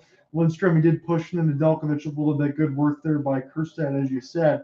It's a 4-1 lead now for Florida. It's back up by 3. And again, after that goal for the Red Wings, they just had this run of play, have they not? Yeah, you know what? I have to give Detroit a ton of credit for fighting the way they did, but Florida shows its pedigree just inch by inch out of the mud. They were slow. They looked like a different team, and then they pull themselves back out, and we see what they can do. Turn the game on its head yet again, and they reopen that 3-goal advantage. So Sider's got it now in the defensive end, as this is picked up on Michael Rasmussen. Rasmussen trying to play it ahead, or Adam Ernie. Rasmussen will glove this one out of the air as this falls back to him in the offensive zone. And now we'll see if the Red Wings can get something going here toward the end of the second period. We have about 4:35 left to go in the second. Rasmussen, nice toe drag ahead. He's going to get a shot right on, and that one goes just wide. It's picked up by Dominic Kubalik with a fly back pass. Chirac going to let one fly. And now the Red Wings are trying to get some shots, but here come the Panthers again. This is Matthew Tkachuk. Toe drag back in off the top of the bar and scores! Matthew Tkachuk with a display of skill, and nothing more sick than that. 5-1 Panthers. Oh boy. Oh my goodness. Well, our lives are both flashing before our eyes, John. I remember those moves so well for Matthew Tkachuk. This is exactly what we said not that long ago. He uses his eyes to deceive the Red Wings and the netminder. He looks across the ice as if he's going to pass. And those nifty moves, silky mitts, and up into the top corner. Matthew Tkachuk just came out of nowhere to make this game 5-1. Apologies if some of you think I'm yelling on the YouTube or Twitter Spaces side. I think I had to do that call justice because that was a filthy goal by Matthew Tkachuk. And again, Cooper Hopkins has seen that many times with his former team as it's picked up now. Larkin has it. He'll get this down deep. And that was, again, a reason and an exclamation point of why Matthew Tkachuk had well over 100 points when you get a goal like that. Larkin will get this in the offensive zone. As this is poked away, and Florida now has a 5-1 lead. And dare I say it, over the last few games here, Cooper Hopkins, we've seen a lot of goal scoring in the NHL. I think Florida is not done as this goes to the defensive zone of the Red Wings now. It's 3:30 left to go in the second period. And thankfully, I can still call the game as I see it without having to cry a little bit on that side because, boy, oh boy, this is a bloodletting on one side, but sometimes this is what you get. 37 points this season, tied for 5th in the NHL for Tkachuk. Here's Ernie off the forehand, keeping this alive toward the right, the left side of the red line as the Red Wings just trying to make something happen. Again, this might be a situation for me where I can go ahead and say it now. Red Wings are going to take the loss in this game, but at least get some pushback. You had a little bit when it was 3-1, and now you got to try to find a way to answer again, even if you have to sell out for offense. Make something happen because Florida's shutting you down a lot. Picked up near the red line side for Aaron Ekblad off the flip pass, and now it's 2:45 left to go in the second as the puck goes into the players' bench. 31 shots to 11 as we go to a commercial break. Yeah, John, I know you just mentioned it. I do want to give you credit. You made that call as exciting as it could have been, and deservedly so. That's a beauty for Matthew Tkachuk on his forehand, streaking up on the penalty box side on that right wing, and he made no mistake. That was an absolutely gorgeous goal. Unfortunately, it comes against your beloved Red Wings, and I have to agree with you. I think that this game is essentially, as we come to the close of the second period here just shortly, this game is essentially out of reach, I would think, for Detroit. And so that leads me to a question that I will pose to you now. But since, we'll reach the end of our commercial break, I'll maybe let you stew on it for a minute and we can talk about it during the intermission. But sure. I'm curious, you can educate me too, because I certainly know less about the nuances of the Red Wings lineup. Maybe you can think about, in a game like this, are there certain players that you would like to see step up? I mean, obviously the Larkins of the world, of course you want your captain to continue to push back, but maybe some third and fourth liners, maybe some of the younger players can give a little pushback, perhaps find another goal, an assist here and there. So I'd be curious to get your thoughts on if any names stick out to you for players who might have an opportunity to make a little difference tonight, even if the loss is pretty much guaranteed. Well, here's the difference. Like you said, with Jonathan Berggren, he got his first in this game. You have the Red Wings actually on the board. And he's been good for the last 10, 12 games that he's been called up. He's pretty much getting a point a game. He's been able to get some goals and assists. So I'd throw his name out there continually. I will say this: I like Andrew Kopp, but we knew what he was going to be a second line, third line type player, correct? And in the sense of Andrew Kopp, he's not had the same type of offensive impact that you would like, even though you know he's more of a two-way player. So Berggren, Kopp, and then maybe look for Sundquist on the back end side because he's a big body that can get to the net and try to make something happen.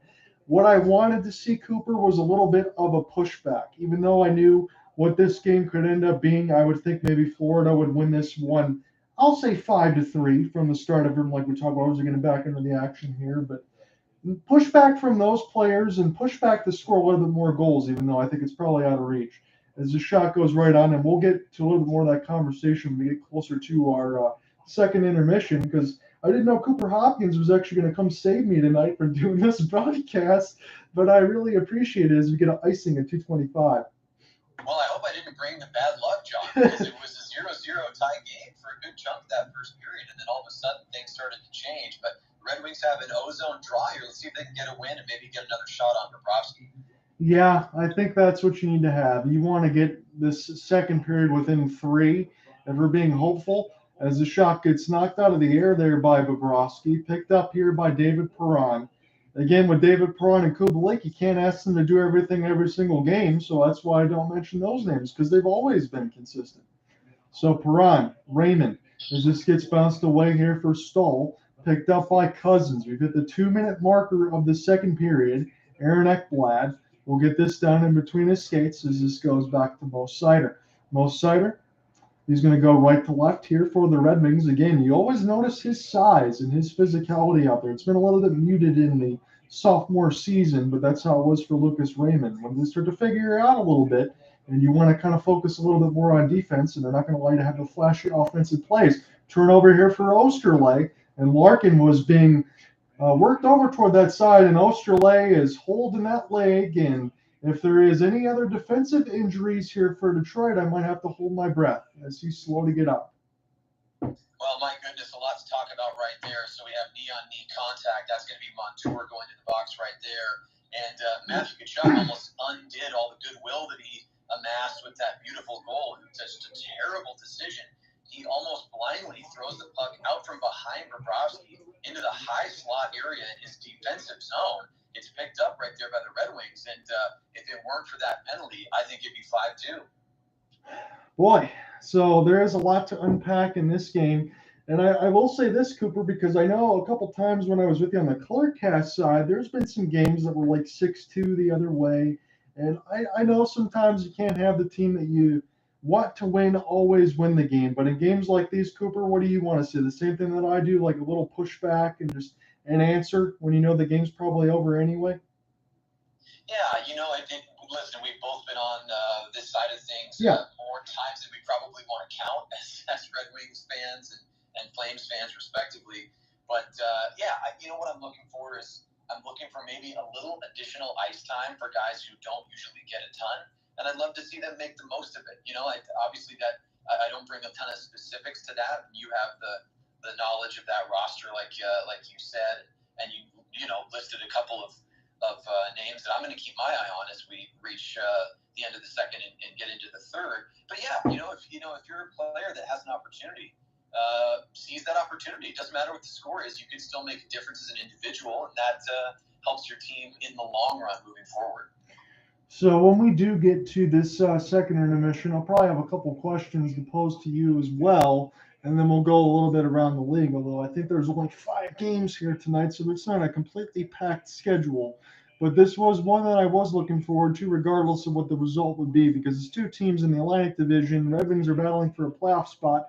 Tampa looks like they're going to win tonight against Nashville, although I'll have to keep my eyes glued to that score as it's 3-2 Tampa with 15:55 in the third. If Tampa wins, they'll go back in the third spot, and Detroit will go back in the wild card spot. Look, I understand it's a little bit too early to talk about that 25 games in, but also for the Red Wings, that's unfamiliar territory for them over the last couple of seasons.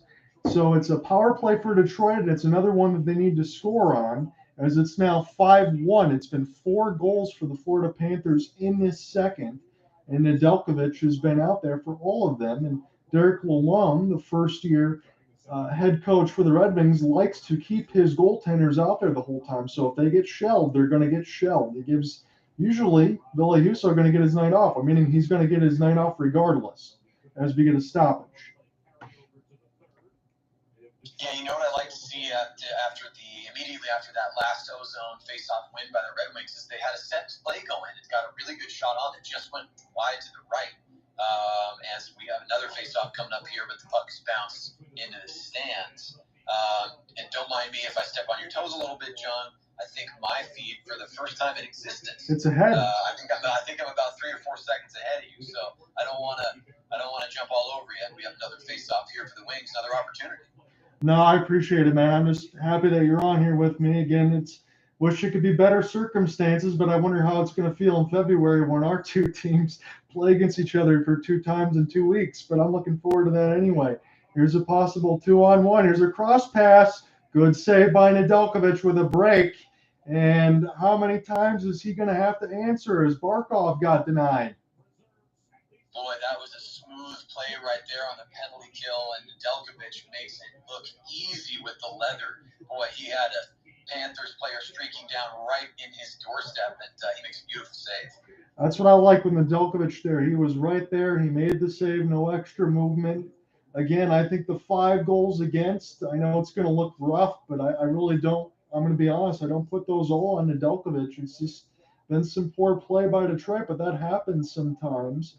And Dylan Larkin wins a defensive zone draw, 19 points in 20 games for Barkov this season. So Mr. Consistency per usual here for the Florida Panthers. And when you talk about Barkov and formerly Jonathan Huberdeau, I mean, my goodness, on that line, that's just damage all over the place. That's why Florida is always as good as they are. But now they got Tkachuk on that side delivering the damage.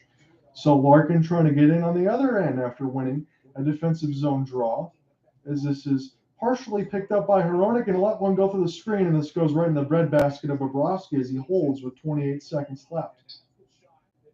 Well, that 2-on-1 that we were just describing a moment ago, John, that play notwithstanding, the power plays have actually looked pretty decent for the Red Wings. I've liked what I've seen so far. Still 55 seconds here, and it got a couple of clean shots on.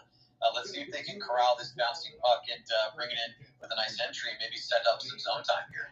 So Larkin wins the draw, but this goes back to nobody. I always hate that in the video game when you win that drop pass and your defensemen aren't there. But this goes back right to left. It's going to be one last zone rush here for the Red Wings in all likelihood, as David Perron will get this one down. It's an offside entry, 13.8 left to go in the second, and at least the Red Wings might have to a little bit of power play carryover time if they don't score here in the final 14. Yeah, they will start on the man advantage if they don't score in the next 14 seconds or so. It's been a little choppy here in the final 2 minutes of the second, but hopefully the Red Wings can use this last little breath before the break, maybe find one more shot. Neutral zone draw. Larkin going to be out there for 3 straight. He wins it again, but this goes all the way back to Nedeljkovic. So the Red Wings will see if they'll get a chance to either just shoot one from 100 feet. That's at least what I would look for. That's what Hronek's going to fake and do and let one go long. This goes to Bobrovsky, and now we will get our final stoppage with half a second left to go. So that's pretty much the end of the second period here, Cooper, so we can treat it like the intermission. It's 4 goals for Florida in the second. I think if you're the Panthers, you really don't need to do anything more than neutral zone trap and keep the man in front of you because it seems to be smooth sailing here. I don't think the Red Wings would be a team that can come back from, as much as I've watched them, from 4 goals against a team like this. Yeah, the Panthers are in control. I think that, you're not one to beat around the bush, John, which I really appreciate. So we can call it what it is. I don't think it's going to be a disaster necessarily. I don't think we're looking at what the Columbus Blue Jackets had to face just last night with Tage Thompson absolutely dismantling them single-handedly. Pretty goals aside and some greasy goals aside, there was a couple of deflection goals for the Panthers in that second period. And I don't put that on Nedeljkovic. I think he's been fine. And I think that the Red Wings looked good in that first. Unfortunately, they let one in late. We know that can have an effect on teams and the momentum, other than a nice power play goal for them, they weren't able to really grab that momentum and build it into something significant. Panthers, as we described, about halfway through the second, just pulled it back. They just kind of pulled on that rope, just pulled back on whatever the Red Wings had, and Detroit didn't seem to have an answer. So here's hoping that some of those players you mentioned in the third can make an impact. And, listen, if it's a stat and that's all it is, it doesn't lead to a, massive comeback, that's still fine. I think you're showing your coaching staff that you still have some jump and some fire, and you're building towards something as the season continues here. So, Cooper, we're going to go in a completely different direction. We know what this is going to be like in the rest of this game. I know it's a second intermission. It's an opportunity for me to talk to you about some other stuff. I know we couldn't get all that in because of the technical difficulties and stuff in yesterday, but now that you're here, I want to hit you with some things. I know we can pivot on our feet. So I'm just going to list you some names. This is the Colorado Avalanche. These are guys that are out. Val Nichushkin, Arturi Lehkonen, Josh Manson, Bowen Byram, Nathan McKinnon, Curtis McDermott, Evan Rodriguez, Shane Bowers, Gabe Landeskog, and Darren Helm. Why do I bring all that stuff up right now? Well, the Colorado Avalanche are outside of the playoff spot in 24 games. They're 13-10-1 with 27 points. You and I will say this. We're not worried about the Colorado Avalanche, but let's say they get most of their bodies back by the mid of January is what they're expecting. Will Colorado be able to do enough to stay around in the playoff race to make their big push with that many big injuries in front? Give me your first thoughts. Yeah, well, my first thought is that's a heck of a list. That was, that was a massive list of names right there. But, and I'd love to hear your feedback on this. So my second thought, aside from the length of the list itself, is that Colorado in this first, quarter plus of the season, they haven't. Obviously, we know there's roster turnover. There are going to be changes. That was, of course, the case for every team, including the Avalanche. Regardless of the obvious, they haven't felt like the team that won the Cup last year, and that was when they didn't have the injury issues. There does seem to be some serious concern here with the real injury issues. But to answer your question, so third thought, I do think that they will be able to just hang around, in part because they are so talent-rich. Even with those names out, they still have the capability to stick in with the Western Conference. Western Conference is a bit of a slog right now. You have teams like the Kings and the Flames, even the Canucks, as you look a little further down the standings, that are right around that 500 mark, maybe 2, 3, 4 games over 500, but haven't separated themselves. Interestingly, you see the Vegas Golden Knights, the team we've talked about a number of times, and then, of course, I can't say resurgence because they've never surged before, but the first ever surge of the Seattle Kraken from the depths of the standings. We'll see if they can maintain that. They have players that have playoff experience, including a Cup winner, since we're talking about the Avalanche. But I do think that based on their talent pool and their experience alone, I think the Avs are going to be there all the way. I would be very surprised if they don't find a way to sneak in. So let me just throw a couple other ones and then I'll answer your question. So Charles Hudon is on the first line. Callahan Burke, Ben Myers, Dryden Hunt, Jean-Luc Foudy, Andreas England on defense. So it's a lot of other names that you and I probably aren't really aware of. I'm going to be honest, I'm not really aware of all the AHL, some other pieces that the Avalanche might have, but this really is only again for about maybe a little over a month. So if the Avalanche, and I'm going to say this in all honesty, if they can hang around 500, maybe just a little bit below, that will be enough to answer Cooper's question and my thoughts exactly for the Avalanche to be fine. Because the reason I bring that up too, Cooper, is some people were telling me in some of my comments and broadcasts that the Avalanche were a little bit underrated. So we're going to do a little bit of the history lesson with the injuries because it's been very rough. But I do think the Avalanche do have the personnel to be able to get it done. Yeah, I agree. And I'm just hoping that they're such an exciting team. We got to cover a number of their games during their Stanley Cup playoff run last year. And I say this about the Red Wings. I said it last night. Since we're on tonight, I'll say it again. I want to see a Stanley Cup playoffs, and where they're coming from different sides of the bracket. I want to see a Stanley Cup playoffs where we have the Red Wings and the Avs. just the thought of that matchup, which is so historic and classic, it makes the playoffs better. So I'm hoping that they can continue to hang around and make it into the postseason. So just our live look at the scoreboard, and then maybe I'll go over a couple quick teams that I know we did a little bit of a panic index, maybe a couple quick looks at. So 4-2 lead for the Lightning over the Preds with 11:35 left in the third. It's a 5-0 drubbing of the Maple Leafs over the Kings, as the Toronto's got 5. Let's see who scored there, and we'll see who was in net. If I can pull all that stuff up really quickly. I know it's Ilya Samsonov tonight for the Maple Leafs. Samsonov has 28 of 28 saves. So you got Ilya Samsonov in a groove, and you have Matt Murray in a groove. As Austin Matthews got his 14th, Pierre Engvall, Camp, Nylander, and Mitch Marner. Mitch Marner keeps his point streak alive.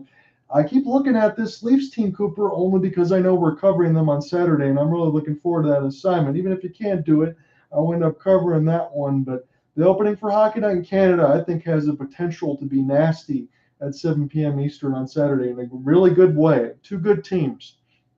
Yeah, I mean, I'm looking at this, just the fact that the Toronto Maple Leafs were held scoreless, as the Kings were. They've been scoreless all game.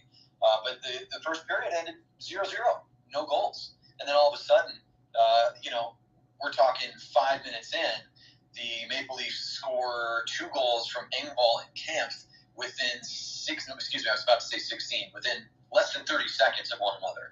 So they open that game right up, and then less than a minute later from Nylander, they blow it wide open. It's 3-0, and then close to the end of the second, Marner gets his 11th unassisted. So it looks like he probably picked up a turnover there and fired that one home. And then guess who? The mustachioed man, Austin Matthews, gets his 14th. With the assist from Nylander and Bunting as well. And as a Flames fan, I'm nervous right now. I'm here. I will say the other side of the coin is I'm also excited. The Flames have been having difficulty with some of their line structure, and they've really not gotten any production from their fourth line over the past number of weeks. And that includes Milan Lucic, Brett Ritchie, and formerly Kevin Rooney, who was placed on waivers today, former Rangers center. He was the fourth line pivot for the Flames until this morning. And call up from the AHL squad, Matthew Phillips, who's the leading goal scorer in the AHL this season. He will now be joining the big club. So I think that the Flames brass knew and still knows they had to make some quick changes.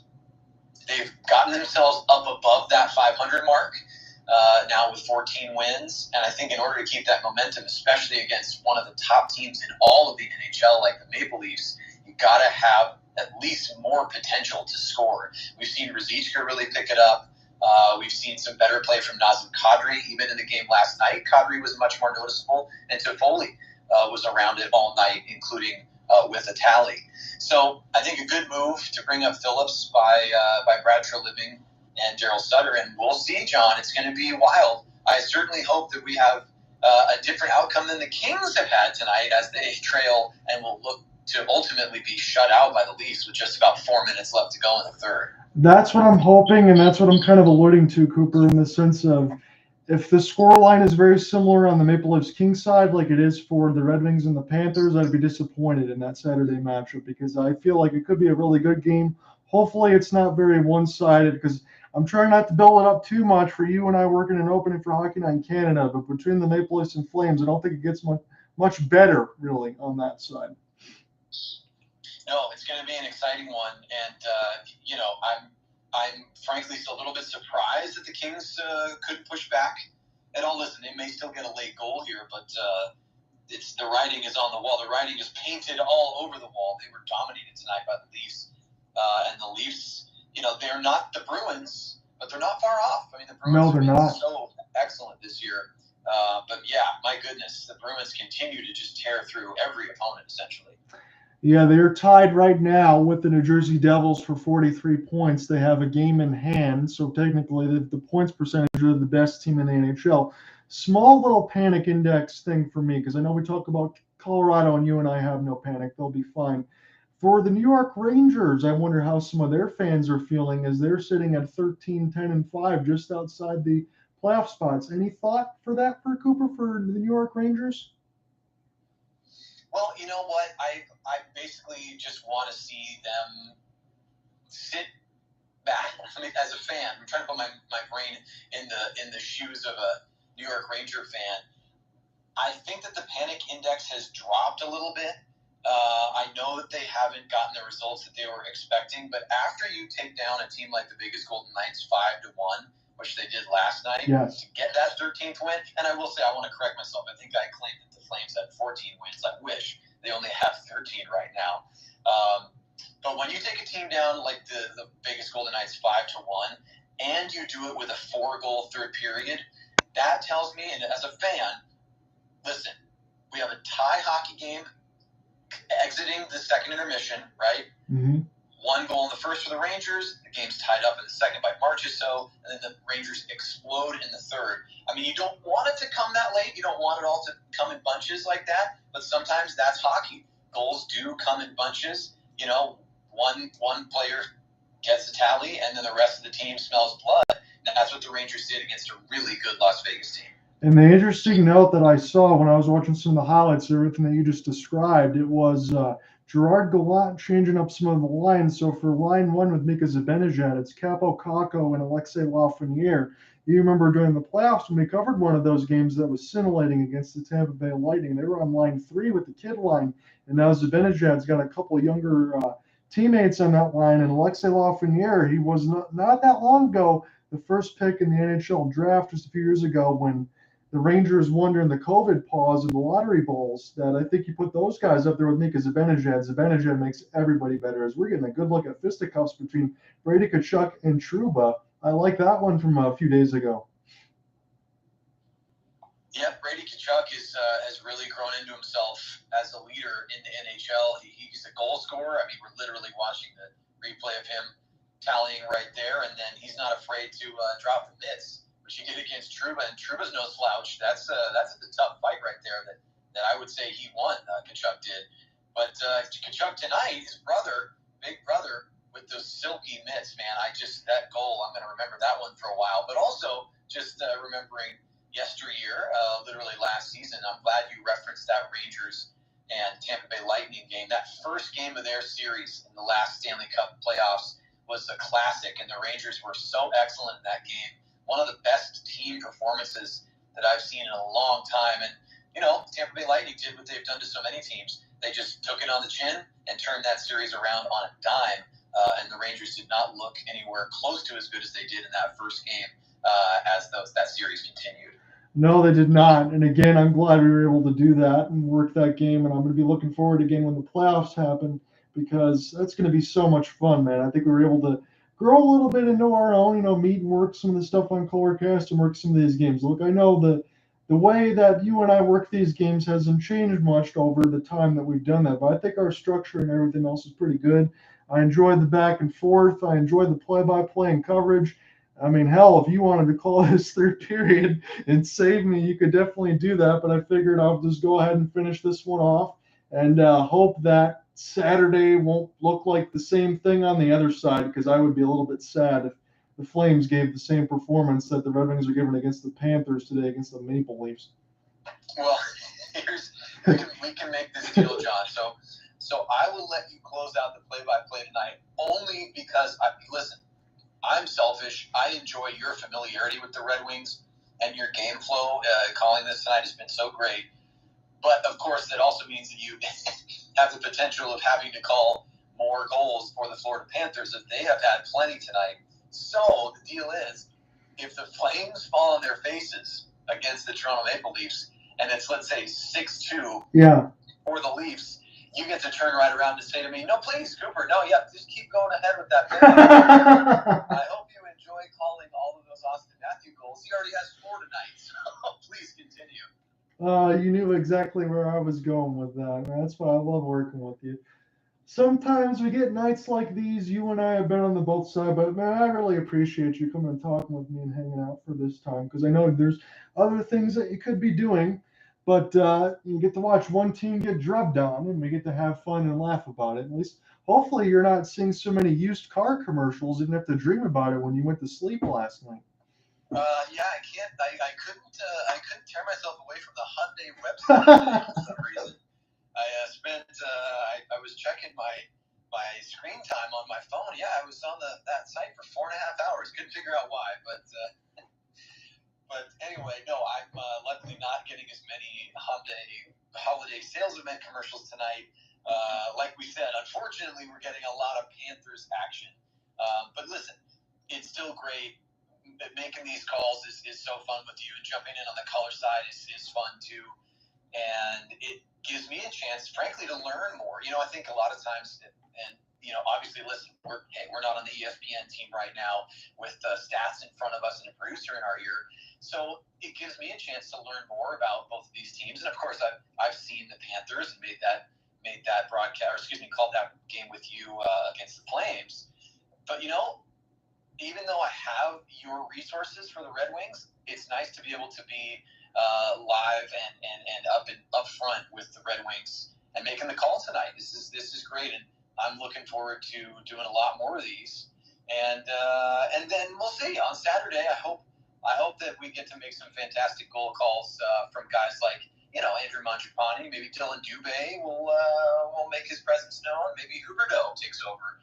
I would love to see that because so far this year, John, not to always bring it back to Calgary, but Huberdeau's been around it, but he hasn't really been the star that he was last season. I think that it's just a matter of time. Hopefully, fingers crossed.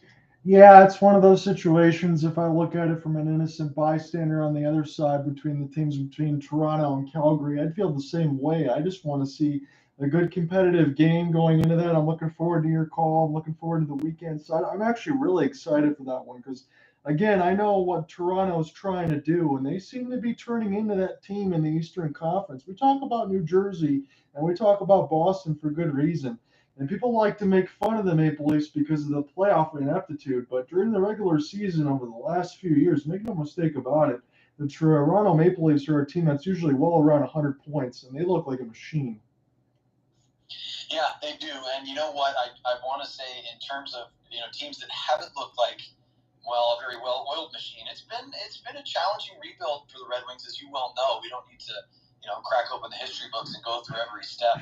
I'm sure you don't want to relive all those things. But in a season like this, John, before we jump into action here, as the players are back out on the benches for the third, I just want to get your last thoughts. Did you expect the Red Wings to be 13-7 at this point in the season?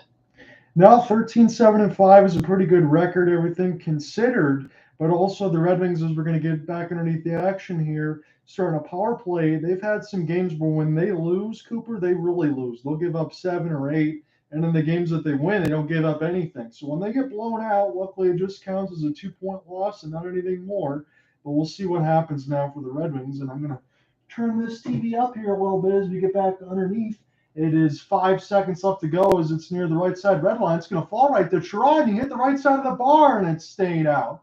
So the Red Wings had an opportunity, but it's not going to count as a shot on goal as this gets picked up to the neutral zone and back down the other end where Andrew Kopp, as the power play line's kind of really still out there. Andrew Kopp's going to get settled, go back to the bench and leave it here for Mo. Mo's going to play across here for Hronek as they'll move this around a little bit. So they'll have to get their line squared away. Sergei Bobrovsky will play this for the goal stick between Colin White. As this goes to the defensive zone now, this goes back to White. This will just flub this ahead, but that wasn't really a decisive puck the other way as Berggren will pick it up now near the right side red line. Zarnik will get this one out of Hronek as this one's tipped out in front. Sam Bennett lost it. Picked up here by Kubalik with a turnaround shot, but it got blocked by the host of the Florida Panthers. And now Matthew Tkachuk will leave a cross pass as this almost bled through Nedeljkovic and hit the left side of the bar. My goodness. And now this is dumped in deep toward an open red side of the line. Hronek will make the pass across. Shoot the bomb. This one goes now toward the left side of the post. Picked up now by Brandon Montour. Now on the right side red line. It's a long outstretched pass as this gets picked up by Moritz Seider as they go D to D. Usually with Ben Sherratt is Mo Seider on the first line side, and we'll see how long that ends up happening when the Red Wings can make some other call-ups a little bit later in the year if Yzerman feels comfortable to do so. Ben Sherratt off the backhand as he gets around Luostarinen. Joe Veleno, fourth line side out there right now for Derek Lalonde's squad. As Gustav Forsling will pick it up. One of the Red Wings just fall down. as Alex Nedeljkovic will play this casually to the left side of the red line for Ben Sherratt, but Sam Reinhart was right there. And now the Red Wings will collect with Joe Veleno. Veleno's got some speed. He's going to send it way wide off the wrist shot, as this just ends up going on the kick plate as the pass is a give and go here for Kopp. Perron's going to center this out. And it gets knocked away nicely there by the Florida Panthers. They strip it away as this goes back to Robert Hagg. And now Lucas Raymond will collect. Picked up here for David Perron, as now it's the captain, Dylan Larkin, number 71. As this goes back to Gustav Lidstrom, and now David Perron in behind the office of Sergei Bobrovsky. Again, the shot totals are 36-15 in favor of Florida, 5-1 on the score line, and we'll see if Detroit can just get some shots in net, because Bobrovsky's had a relatively easy night. That's really all you can say about it. As this is picked up, trying to get his Tierney. As Tierney will get it now, but it's offside. 16:56 left to go in the third. Boy, John, I know I'm rewinding several minutes here as we had basically 3 minutes of unbroken action right there to start the third, but multiple posts in this game, a couple of crossbars, and Sherratt was about 3.5 inches from making it 5-2. What a slapper from him. That was nice. And on the other side, Florida got pretty close toward the left side as it bled through Nedeljkovic, but that was a heck of a shot there by Sherratt. If he just missed it by a fraction of an inch, as this goes back now to Sergei Bobrovsky, picked up by the former Red Wing Mark Stahl. So you got Mark Stahl and Eric Stahl out there for Florida, but Jordan Stahl is still on the Carolina Hurricanes. This is dumped down deep from Verhaeghe and picked back up there by the Florida Panthers. They'll go D to D. The Stahl will get this one high into the high slot, and the Red Wings will force them out, as that was some good defense there by Andrew Kopp to push them a little bit away. Picked up now by the Red Wings in their own end with Philip Hronek. And now Kopp will just sauce this one to nobody in particular as this goes now near the right side red line. And Mark Stahl will get it near the right side red line. Hronek also as well, as Oscar Sundqvist will pick it back up and take his change as this gets rattled around the kick plate. Sergei Bobrovsky went out of his goal crease. He couldn't play it, but Mark Stahl will go back and pick it up as we've hit the 15:50 marker there, months. In the third period, it's 5-1. John here within the play-by-play, joined by Cooper Hopkins, thankfully here to save me a little bit in this game as Carter Verhaeghe gets to it now near the right side of the faceoff dot, picked up off the backhand by Bennett. It was centered out dangerously, and now we'll see if Kubalik can get an active stick check as there is a hand in the air. This one's touched. It's going to be a power play for the Red Wings, but Florida has not touched up yet. They're going to dump this one down deep. Bobrovsky will just let it go by. It's still not been touched just yet. I thought there was a hand in the air, but maybe it was waved off. I did see one. And this one goes down. So we're still underneath the action right now. My apologies. Forsling now with Bennett. Bennett has it now, right to left. Bennett will hold, play a D-to-D pass, and Panthers are going to let some forwards take a change as it's now Gustav Forsling. He gets it across the red line and chips it in. And here comes Nedeljkovic with the goal stick. There's all sorts of traffic around him. It gets turned over and tipped, and that one goes just wide. Now near the left side dot. Tierney gets worked over as the Red Wings just essentially starting to run out of time here. They're down by 4. It's 14:45 left to go in the third. Tierney has it in behind the office of Nedeljkovic. Again, just his second game off the call-off. Former San Jose Shark. Again, it's just good to see him back in the league. Hagg lost the puck, and now a chance for Lidstrom as well, but he can't get to it, and the pass is a little bit too far back, and this has to go back to Big Bob. He's going to play this one with the goal stick. He's going to bank it off the inboards into the neutral zone now as this gets picked up across the red line here for Joe Veleno. Ito Luosterainen will play this one back. So Kierstad will get this one. This gets intercepted there by Osterway. Played quickly to David Perron across the neutral zone, and now it's Lucas Raymond. See if he just wants to get a shot on now. As Hronek got knocked away, I would have liked to see Lucas Raymond just fire that slapper, to be honest with you. He's got a nice shot. He tried a toe drag, lost the puck. Larkin picks it up now near the left side dot. Raymond in deep as this is picked up now, and I think now we actually will get something on the ice. I thought there would have been a penalty a few minutes ago. Yeah, John, it looks like we're going to get well, first of all, I saw the same referee hand raise that you did.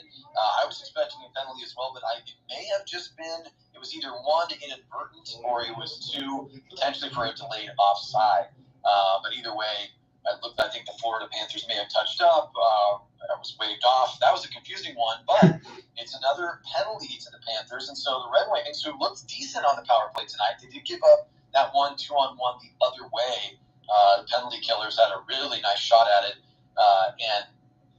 And again, John, help me out with the pronunciation, the goaltender's last name for the Wings tonight. So Alex Nedeljkovic. Thank you very much. That J keeps throwing me off. The silent J. Made a great glove save. But we'll see. We'll see what the I was about to say the Panthers. We don't want to see any more from the Panthers. We want to see what the Wings can do with yet another man advantage. Hey, well, I mean, if it's any more goals like Matthew Tkachuk, I wouldn't mind seeing what the Panthers can do if he can do that again. Well, yeah. I mean, hey, I guess if you're open to it, I'm open to it. Well, who wouldn't mind an all-star style skills competition? We'll just have the defensive pairings stay on the bench. It'll just be 3-on-3 the rest of the way, and it'll end up probably 11-3 Panthers. Does that sound good? Hey, I don't want to be hyperbolic, but I mean, if you were a full-scale Red Wings fan, you would feel like there's a little bit less players on the ice for the Red Wings. Again, I'm not trying to sandbag them. You have games like this. The Red Wings have certainly had a lot of games like this, considering with the 7 losses. That's not a lot of losses, but like I said, the Red Wings, they gave up 9 to the Sabres. They gave up 7 to the Sabres. They gave up 5 to the Sharks. They've had some ugly games, and I would classify this one as one of those, although it is a little bit more understandable because even though Florida hasn't been what they want to be from last year with the President's Trophy winners, they're still 12-10-4, and I think they're a better team than their record indicates. Yeah, I think so. And if they can parlay this into something, it would be no surprise. And by that, I mean, take a nice solid victory like this on home ice and continue a push because they are an incredible team, and I fully expect them to make noise in the playoffs this year. But let's see if the Red Wings can make some noise. They have an offensive zone draw to start their power play. Yeah, they need to do so right now. It's 13:50 left to go in the third. They get another offensive zone faceoff win, and it goes all the way back to Nedeljkovic. I've seen that so many times, I feel like I'm going to pull my hair out. I don't have a lot. So this gets picked up now by Filip Hronek.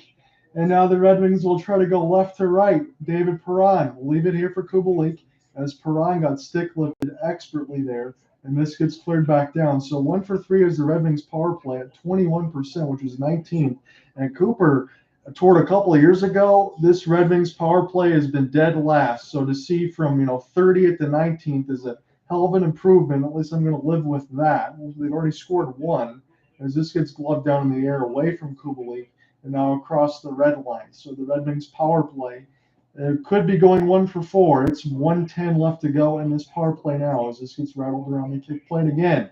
Barkov will do the same and get this all the way down the ice. Another one of those low event types is this power play right now as Alex Nedeljkovic will go ahead and play this one. Moritz Seider now to Raymond. He gets the backhand across the Panthers logo, try to dipsy doodle through 4 players, and Ben Sherrod just overskates this one and gets it down. So when Raymond did get the puck possession to get through many players, he just couldn't get a drop pass there. And we'll see what happens here with the Red Wings now. Seider, Raymond going to try again. He's going to hit this toward an open embankment. This goes back to Mo. The chance for Sherrod to settle it down in the high slot is Moritz Seider. Has it. Looking for the screen. Big opportunity for Berggren. And another opportunity for Sherrod. So I like what Jonathan Berggren did. He probably could have tried to shoot that 5-hole, but he stayed in front of the net. He tried to obscure Bobrovsky's vision and get a chance as Detroit finally got a shot on their power play. Yeah, it took him long enough, but a nice sequence right there, getting deflection right on from Berggren, and then the rebound comes out after bouncing around in front of Bobrovsky. Sherrod with a nice attempt right there, and the Red Wings have the offensive zone draw, and it looks like they win it. So 12:10 left to go in the third as this gets backhand gloved down there by Seider nicely, and he keeps the possession alive in the offensive zone. Well, the Red Wings power play down to 15 seconds. That was a little bit of a rebound slap pass all the way around the hits Sherrod. This goes around the horn. It's Moritz Seider now. Sherrod going to take his time near the right side dot. Cop now to Sherrod. Sherrod will hold as Florida's penalty expires, and they were looking for a hopeful cross pass. In that power play, they didn't really make Florida move around too much there, Cooper, and that's kind of a little bit of complacency as Kopp will get this around the inboards. Seider using that big body, trying to knock this away as this goes back to Pius Suter. Now Seider and the high slot off the backhand. Nice control there by Sider, and all sorts of danger as he gets a shot right on. And this goes back all the way to Hronek. They'll double tap this pass, try to find Rasmussen, picked up by Matthew Tkachuk. Tkachuk is going to go ahead and leave it there. Maybe he's going to go ahead and take a change, all things considered.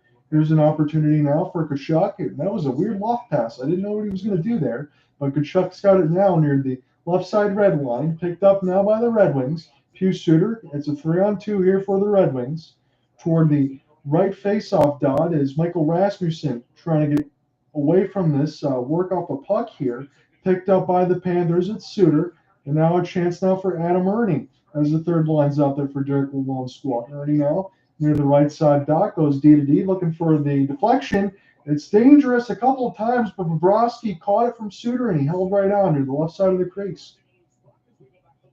Nice job there by the Red Wings to have them on a play there for, I would say, the last couple of minutes or so, really since the latter portion of their man advantage. They've looked decent. Look, I know it's not a massive stretch of time here, but like we've been saying, John, any positives, you got to take them. And the Red Wings have looked better over the past 2 or 3 minutes. They made Bobrovsky uncomfortable. That's what we recommended they do all night long. But players in front of Big Bob have made that tough to do.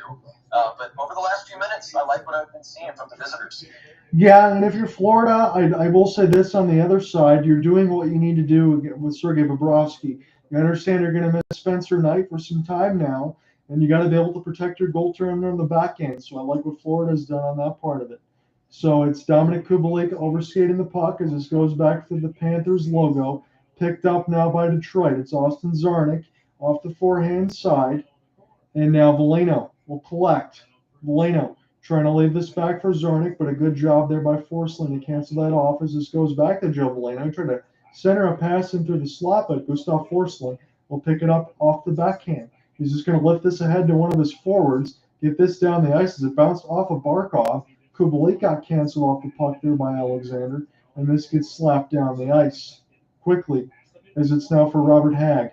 He's going to pick this up now here for Osterley. Osterley leaving it for Czarnik. A little touch pass there. The Red Wings have tried that a couple times, a little quick give and goes, but have not been on the same page. 36-19 are the shots. And mercifully, I guess for myself, just 9:25 left to go in this third, as this is picked up now by the Panthers and across the red line. Suter lost it, and Moritz Sider tries to get some help as this gets lifted. This has been a battle across the neutral zone as it was lifted off some outstretched hands. As Sam Reinhart will play this one ahead. And good pass there by Florida to get this one from Ryan Lomberg. It's Lusterinen. Lomberg will collect. He's got it near the right side red line here for Florida, but it gets canceled off by one of the wing wheel. Picked up here by Colin White. And now going to get slapped down the ice by Erstad. Red Wings have this now near the right side red line. They're going to go D to D as Sider. He gets a good quick outstretched pass here for Andrew Kopp. Sundqvist going to leave this for Raymond. Raymond now, he needs some help. It's 3-on-1, and nobody was there for the Red Wings. They've been caught off a change as this gets all the way dumped down the ice. Picked up here by Jordan Osterley as the icing is called, and Florida cannot change. Yep, so things have settled down a little bit here after a few scoring chances for the Red Wings. Still 5-1, Florida leading 8:31 to go in the third, and we'll see, John, if the Red Wings are able to tally one more time. I'd love to see it, not just for you, but for myself, and just the excitement of having a team that's down still make a little push. And they've had a nice one. We'll see what they can do with the offensive zone start. Well, that's what the Red Wings coaching staff wants to see is Dylan Larkin's been really good on these draws. The shot was a knuckle puck, and it was just sticked aside there by Bobrovsky. Picked up now by Raymond a couple of times. As they show Brandon Montour's ice time. He's going to be over 20 minutes in this game, which is not too bad. So in a lead like this, Florida is able to shuffle their lines, and that's what Paul Maurice is doing when you only get those 6 D-men. So picked up now from a Tkachuk pass, streaking in toward the net was Stahl. So one of the actual defense going to pinch all the way up there. Picked up now behind the office. This is a chance for Tkachuk. Good centering pass, and that one went just wide off of the save. Picked up now as they go D to D. It's Forsling. Going to leave this one here as Verhaeghe gets worked off the puck. This goes in between Tkachuk's legs, and now the Red Wings can try to get something going. Picked up now by the Red Wings toward the right dot. Cancel off the puck by Forsling as we hit the 7:30 marker. Your over-under is at 6.5. It's at 6 now. It's a 5-1 lead for Florida. I thought Detroit would have a few more goals here, that maybe Florida would take this result. About 5-3, that's kind of what I thought going in. It's 5-1. It's been dominated, and what a setup there. Colin White somehow missed the net, and the rebound comes back, and Nedeljkovic makes the save. My goodness. Wow, John, was that Ekblad? That was Ekblad. Half the net open. It's interesting that you were commenting. I saw the same thing on the ESPN Plus feed of the over/under being 6.5. Everyone who bet the over, you want to talk about pulling out your hair? Those folks are pulling out their hair right now because it should be 6-1. Yeah, it was a point-blank opportunity, and thank you for the correction on Ekblad. I don't even know how he missed that. He had half the net seemingly open. Yeah, he just cruised into the slot, and that pass came from the near half wall, just kind of coasted all the way across open ice.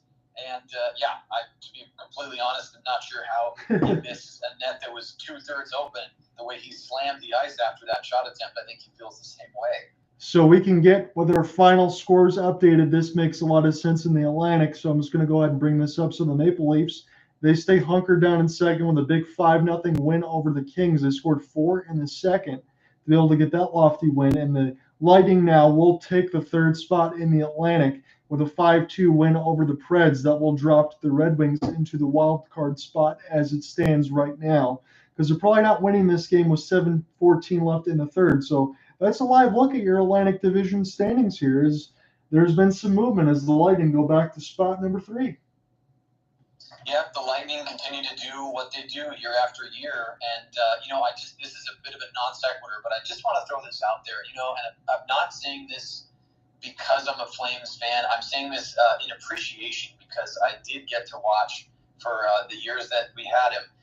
We got to watch Matthew Tkachuk. He's such a unique player. He's so comfortable behind the net in Gretzky's office, as we like to say. John, you and I both. The way he passes so crisply from behind the net in that trapezoid, the level of play and the uniqueness that he brings to a team's offense, it's really special. And the Panthers, I think, made a good move to get him. And, I'll admit it, he's missed in Calgary. They're still holding their own. But, Matthew Tkachuk has looked pretty good tonight, even though he hasn't been all over the score sheet just once with that view. And that's really all you need there, Cooper. He's done exactly what you need. I mean, you can get a goal, you can get an assist here and there and be consistent. He's been consistent for the Florida Panthers. 12-10-4 this season. Last season, through 26 games, 18-4-4.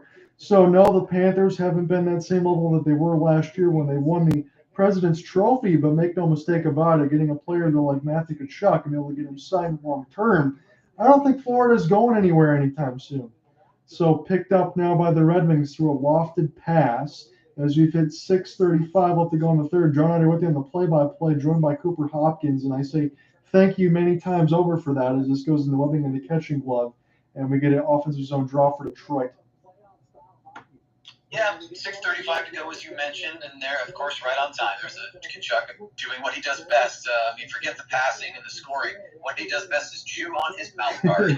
So we got a nice shot at that from the ESPN feed. You always get that from Matthew Tkachuk, and I always notice that for Steph Curry. It's baseball and hockey lifebloods there, chewing on the mouth guard as the face-off win gets brushed aside by Sergei Bobrovsky and picked up by Filip Hronek. So we're getting toward the home stretch here. It's going to be a loss for Detroit, but maybe they'll get a couple of goals here, make it a little bit more respectful. As Colin White off the backhand pass, good interception there by Osterley to stop Alex Nedeljkovic from having to face any more danger. I know it says 5 goals on the scoreboard, but I'll be honest with you, maybe 2 of those are against Nedeljkovic as that backhand just goes wide of the left post. He's been pretty decent in that for all things considered. And you know what? I'm glad on the other side, to be honest with you, Ville Husso getting a night off, because they're going to need him when they play Dallas on a Saturday in the matinee game. And make no mistake about it. So the Red Wings have it in behind Gretzky's office, and they're going to take their change with some of these forwards here. It's Hronek from Osterley. Long outstretched pass. This took a weird bounce. This goes right back to the Florida Panthers, though. Good crisscross passing across that red line. And it's a 3-on-2 developing. Nice drop set up there for Luosterainen. It's dangerous out in front, and Nedeljkovic had to make a save with the stick. as it just fell right in front of the blue paint. So the Panthers still hungry for more, and why would they not be? You want to go ahead and decimate a division rival, you might as well do it and let them know because they're in your building. We're at FLA Live Arena. Maybe not as bad as Crypto.com Arena, but don't like those names. Luster-Ryan set up of the 3-on-2. Barkov off the backhand, and that was a cheeky tip there that just went wide. Gustav Forsling for the screen, and that gets picked up by Adam Erning. 4:50 left to go in this third. 5-1 for Florida. Last season goals for the Panthers, it was over 4 a game, now about 3.5, so still pretty good, but I mean over 4 is ridiculous. I don't even know how sustainable that can be from season to season. As this goes back to Gustav Lidstrom, and across the red line now, the Red Wings will dump this one in. Sergei Bobrovsky, I think, has to feel pretty good that hasn't had to do too much tonight, and it's been an easy victory here for Florida as they've decimated their division rival, as they should. Picked up now by Ekblad. Off the backhand pass, here's Stahl. Stahl will get this one across the red line now, but the Red Wings trying to cancel that off of Lidstrom. Here's Tierney. He opened the goal scoring with an outstretched pass for Mark Stahl. He got the breakaway off the backhand. And Ryan Lundberg also in there as well with Tierney, as David Perron just can't get this puck away. And now Dylan Larkin back in his own end. Good outlet pass. The Cop. And now Perron. Perron will go ahead and get this one dumped down deep and take his change. Brandon Montour canceled off the puck, but still kept this alive off the backhand. And now turned over. There could be a chance for the Red Wings and Dominic Kubalik, but he lost it in between his skates. Man, I've seen that a lot for Kubalik here today, and that is something unusual. Not really been noticeable right now, Dominic Kubalik, but again, between Kubalik and David Perron, they've been so good all year as linchpins. You know what? Florida's going to want to look on that. This Pius Suter's pass goes a little bit too wide. Bobrovsky still brushed it away. This is kept alive now as Florida has it in the defensive end. They'll try to make that transition as Nick Cousins somehow gets on a couple hits, leaves it here for Stahl. Stahl's got it now near the left side of the red line. Now back to Nick Cousins. Cousins still with it, and now the Red Wings finally have it. Here's a chance for Berggren. Berggren will hold up. He makes an open sauce pass. And we get a little bit of a fight. Why did we cut away, guys? I can't even call the fight. My goodness. I just see holding. That really pisses me off. Sorry, guys. Yeah, no, John, that's a strange one. And it's also unfortunate for the Red Wings because right there, as a quote-unquote fight breaks out, really it was just some jersey pulling right there. And I can't see names, so maybe you can help me out, John. But that's too bad because the Red Wings were streaking into the offensive zone, going the other way, a 3-on-2 with a chance for a scoring opportunity. It was Roenick and Cousins. Yeah, I do see that now. But it's just not great timing. But I'm not surprised, though. Frustrations are going to boil over. Up until that point, John, you tell me if you agree or disagree. I think the second half of this third period, both teams have been playing like they know the outcome is set. And so it's not a huge shock to get a little bit of extra pushing and shoving, especially from the Wings when they're down by 4. I agree with you, and I think the sentiment brings so much truth it brings a small tear to my eye because that's what it certainly seems like right now. And from what you just called and what I tried to relay as I tried to keep my composure, Jonathan Berggren gets a clean entry in the offensive zone. He lofts an outlet pass. He's expecting to have some help as it's pretty much a 3-on-1 opportunity to get pushing, shoving the other way between Hronek and a jersey number that we couldn't call because it was just shoved in the part of the board. So that's a little bit unfortunate, and I just try to, as you say sometimes, just keep everything together as far as being fair and neutral on a call. Sometimes it's hard to do so because that's an unneeded bit of frustration. Yeah, I mean, listen, I was talking about, I think during our second intermission, about players having an opportunity to, make themselves visible in a game like this. Even if you're going to take the loss, what can you do to make yourself visible? Well, right there, Roenick, I think, makes a mistake, and that's got to be frustrating. His teammates, of course, would never say it. But when you have a chance to build an offensive opportunity, that was really a clean one right there. Great zone entry with speed and space and potentially some time to shoot. You're just doing a disservice to your teammates. And as we come back to the feed here on ESPN, boy, there are just a handful of folks left at the arena in Florida. I think everyone else knows that this is a foregone conclusion as well. but still, you don't want to be face washing an opponent, 150 feet away from the play when your guys can be scoring. Thank you, Cooper, for saying that elegantly, because I can't agree with you more. Regardless of what the score line is, we just talked about it, as you said, giving young players an opportunity. Bergeron makes the right play, give him an opportunity to complete it with some of his teammates.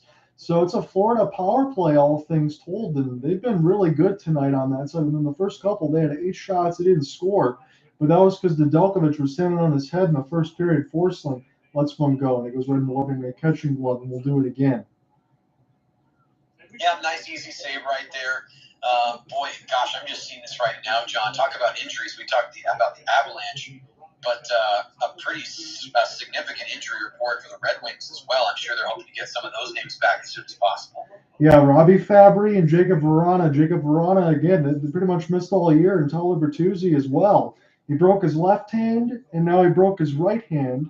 Maybe he's going to be available by the time Calgary and Detroit play each other in February. I'm going to hope both our teams will be at full strength, because the Red Wings are missing some pieces that they would normally have on this first line.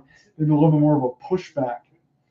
So a defensive zone win is where it's pretty much all over at this point, but we're still going to call the rest of this 240 to the best of our ability, as Sider going to knock this puck away, but Florida keeps it in. And this is another deflection. Good stop there by Nedeljkovic toward the right post as Ben Chirac comes together, and maybe some tensions will boil over at this point. Yeah, I'm hoping, John, that both teams can keep cool heads. We know this one is locked up. It seems like 5-1 is going to be our final, but still 96 seconds to go here on the Florida power play. I'm sure they'd love to get another. And we keep thinking about all those folks who bet the over. Everyone's holding their breath right now. Yeah, I think that's the only thing left out of the 236 is get another goal. We already know this game is over with. I guess that's true.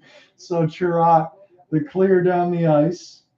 And the Florida power play, I guess the one thing, if I'll pull up my ESPN box scores, they're trying to go right to left really quickly. The Florida power play has not struck yet.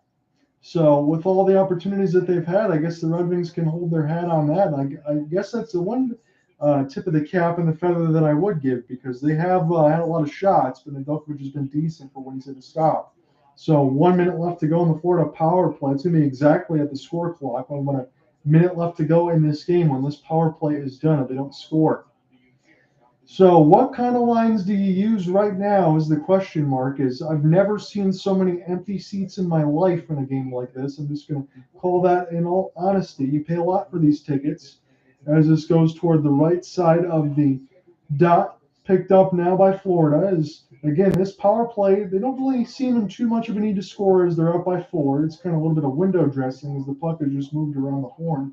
It's White now, here for Stahl, as the Red Wings will break this out. In a minute 20, this gets cleared down the ice, so they're doing what they have to do right now. Sergei Bobrovsky, I'll just say this too. I mean, I think Cooper Hopkins and you could put us in that tonight. I think we'd have a good chance. If Carolina came in with a Zamboni driver against the Toronto Maple Leafs a few years ago, I think we'd have an opportunity here, Cooper, as it's hit a minute left to go. Mercifully, it's 5-1 Florida as it's dumped down the ice again by the Red Wings.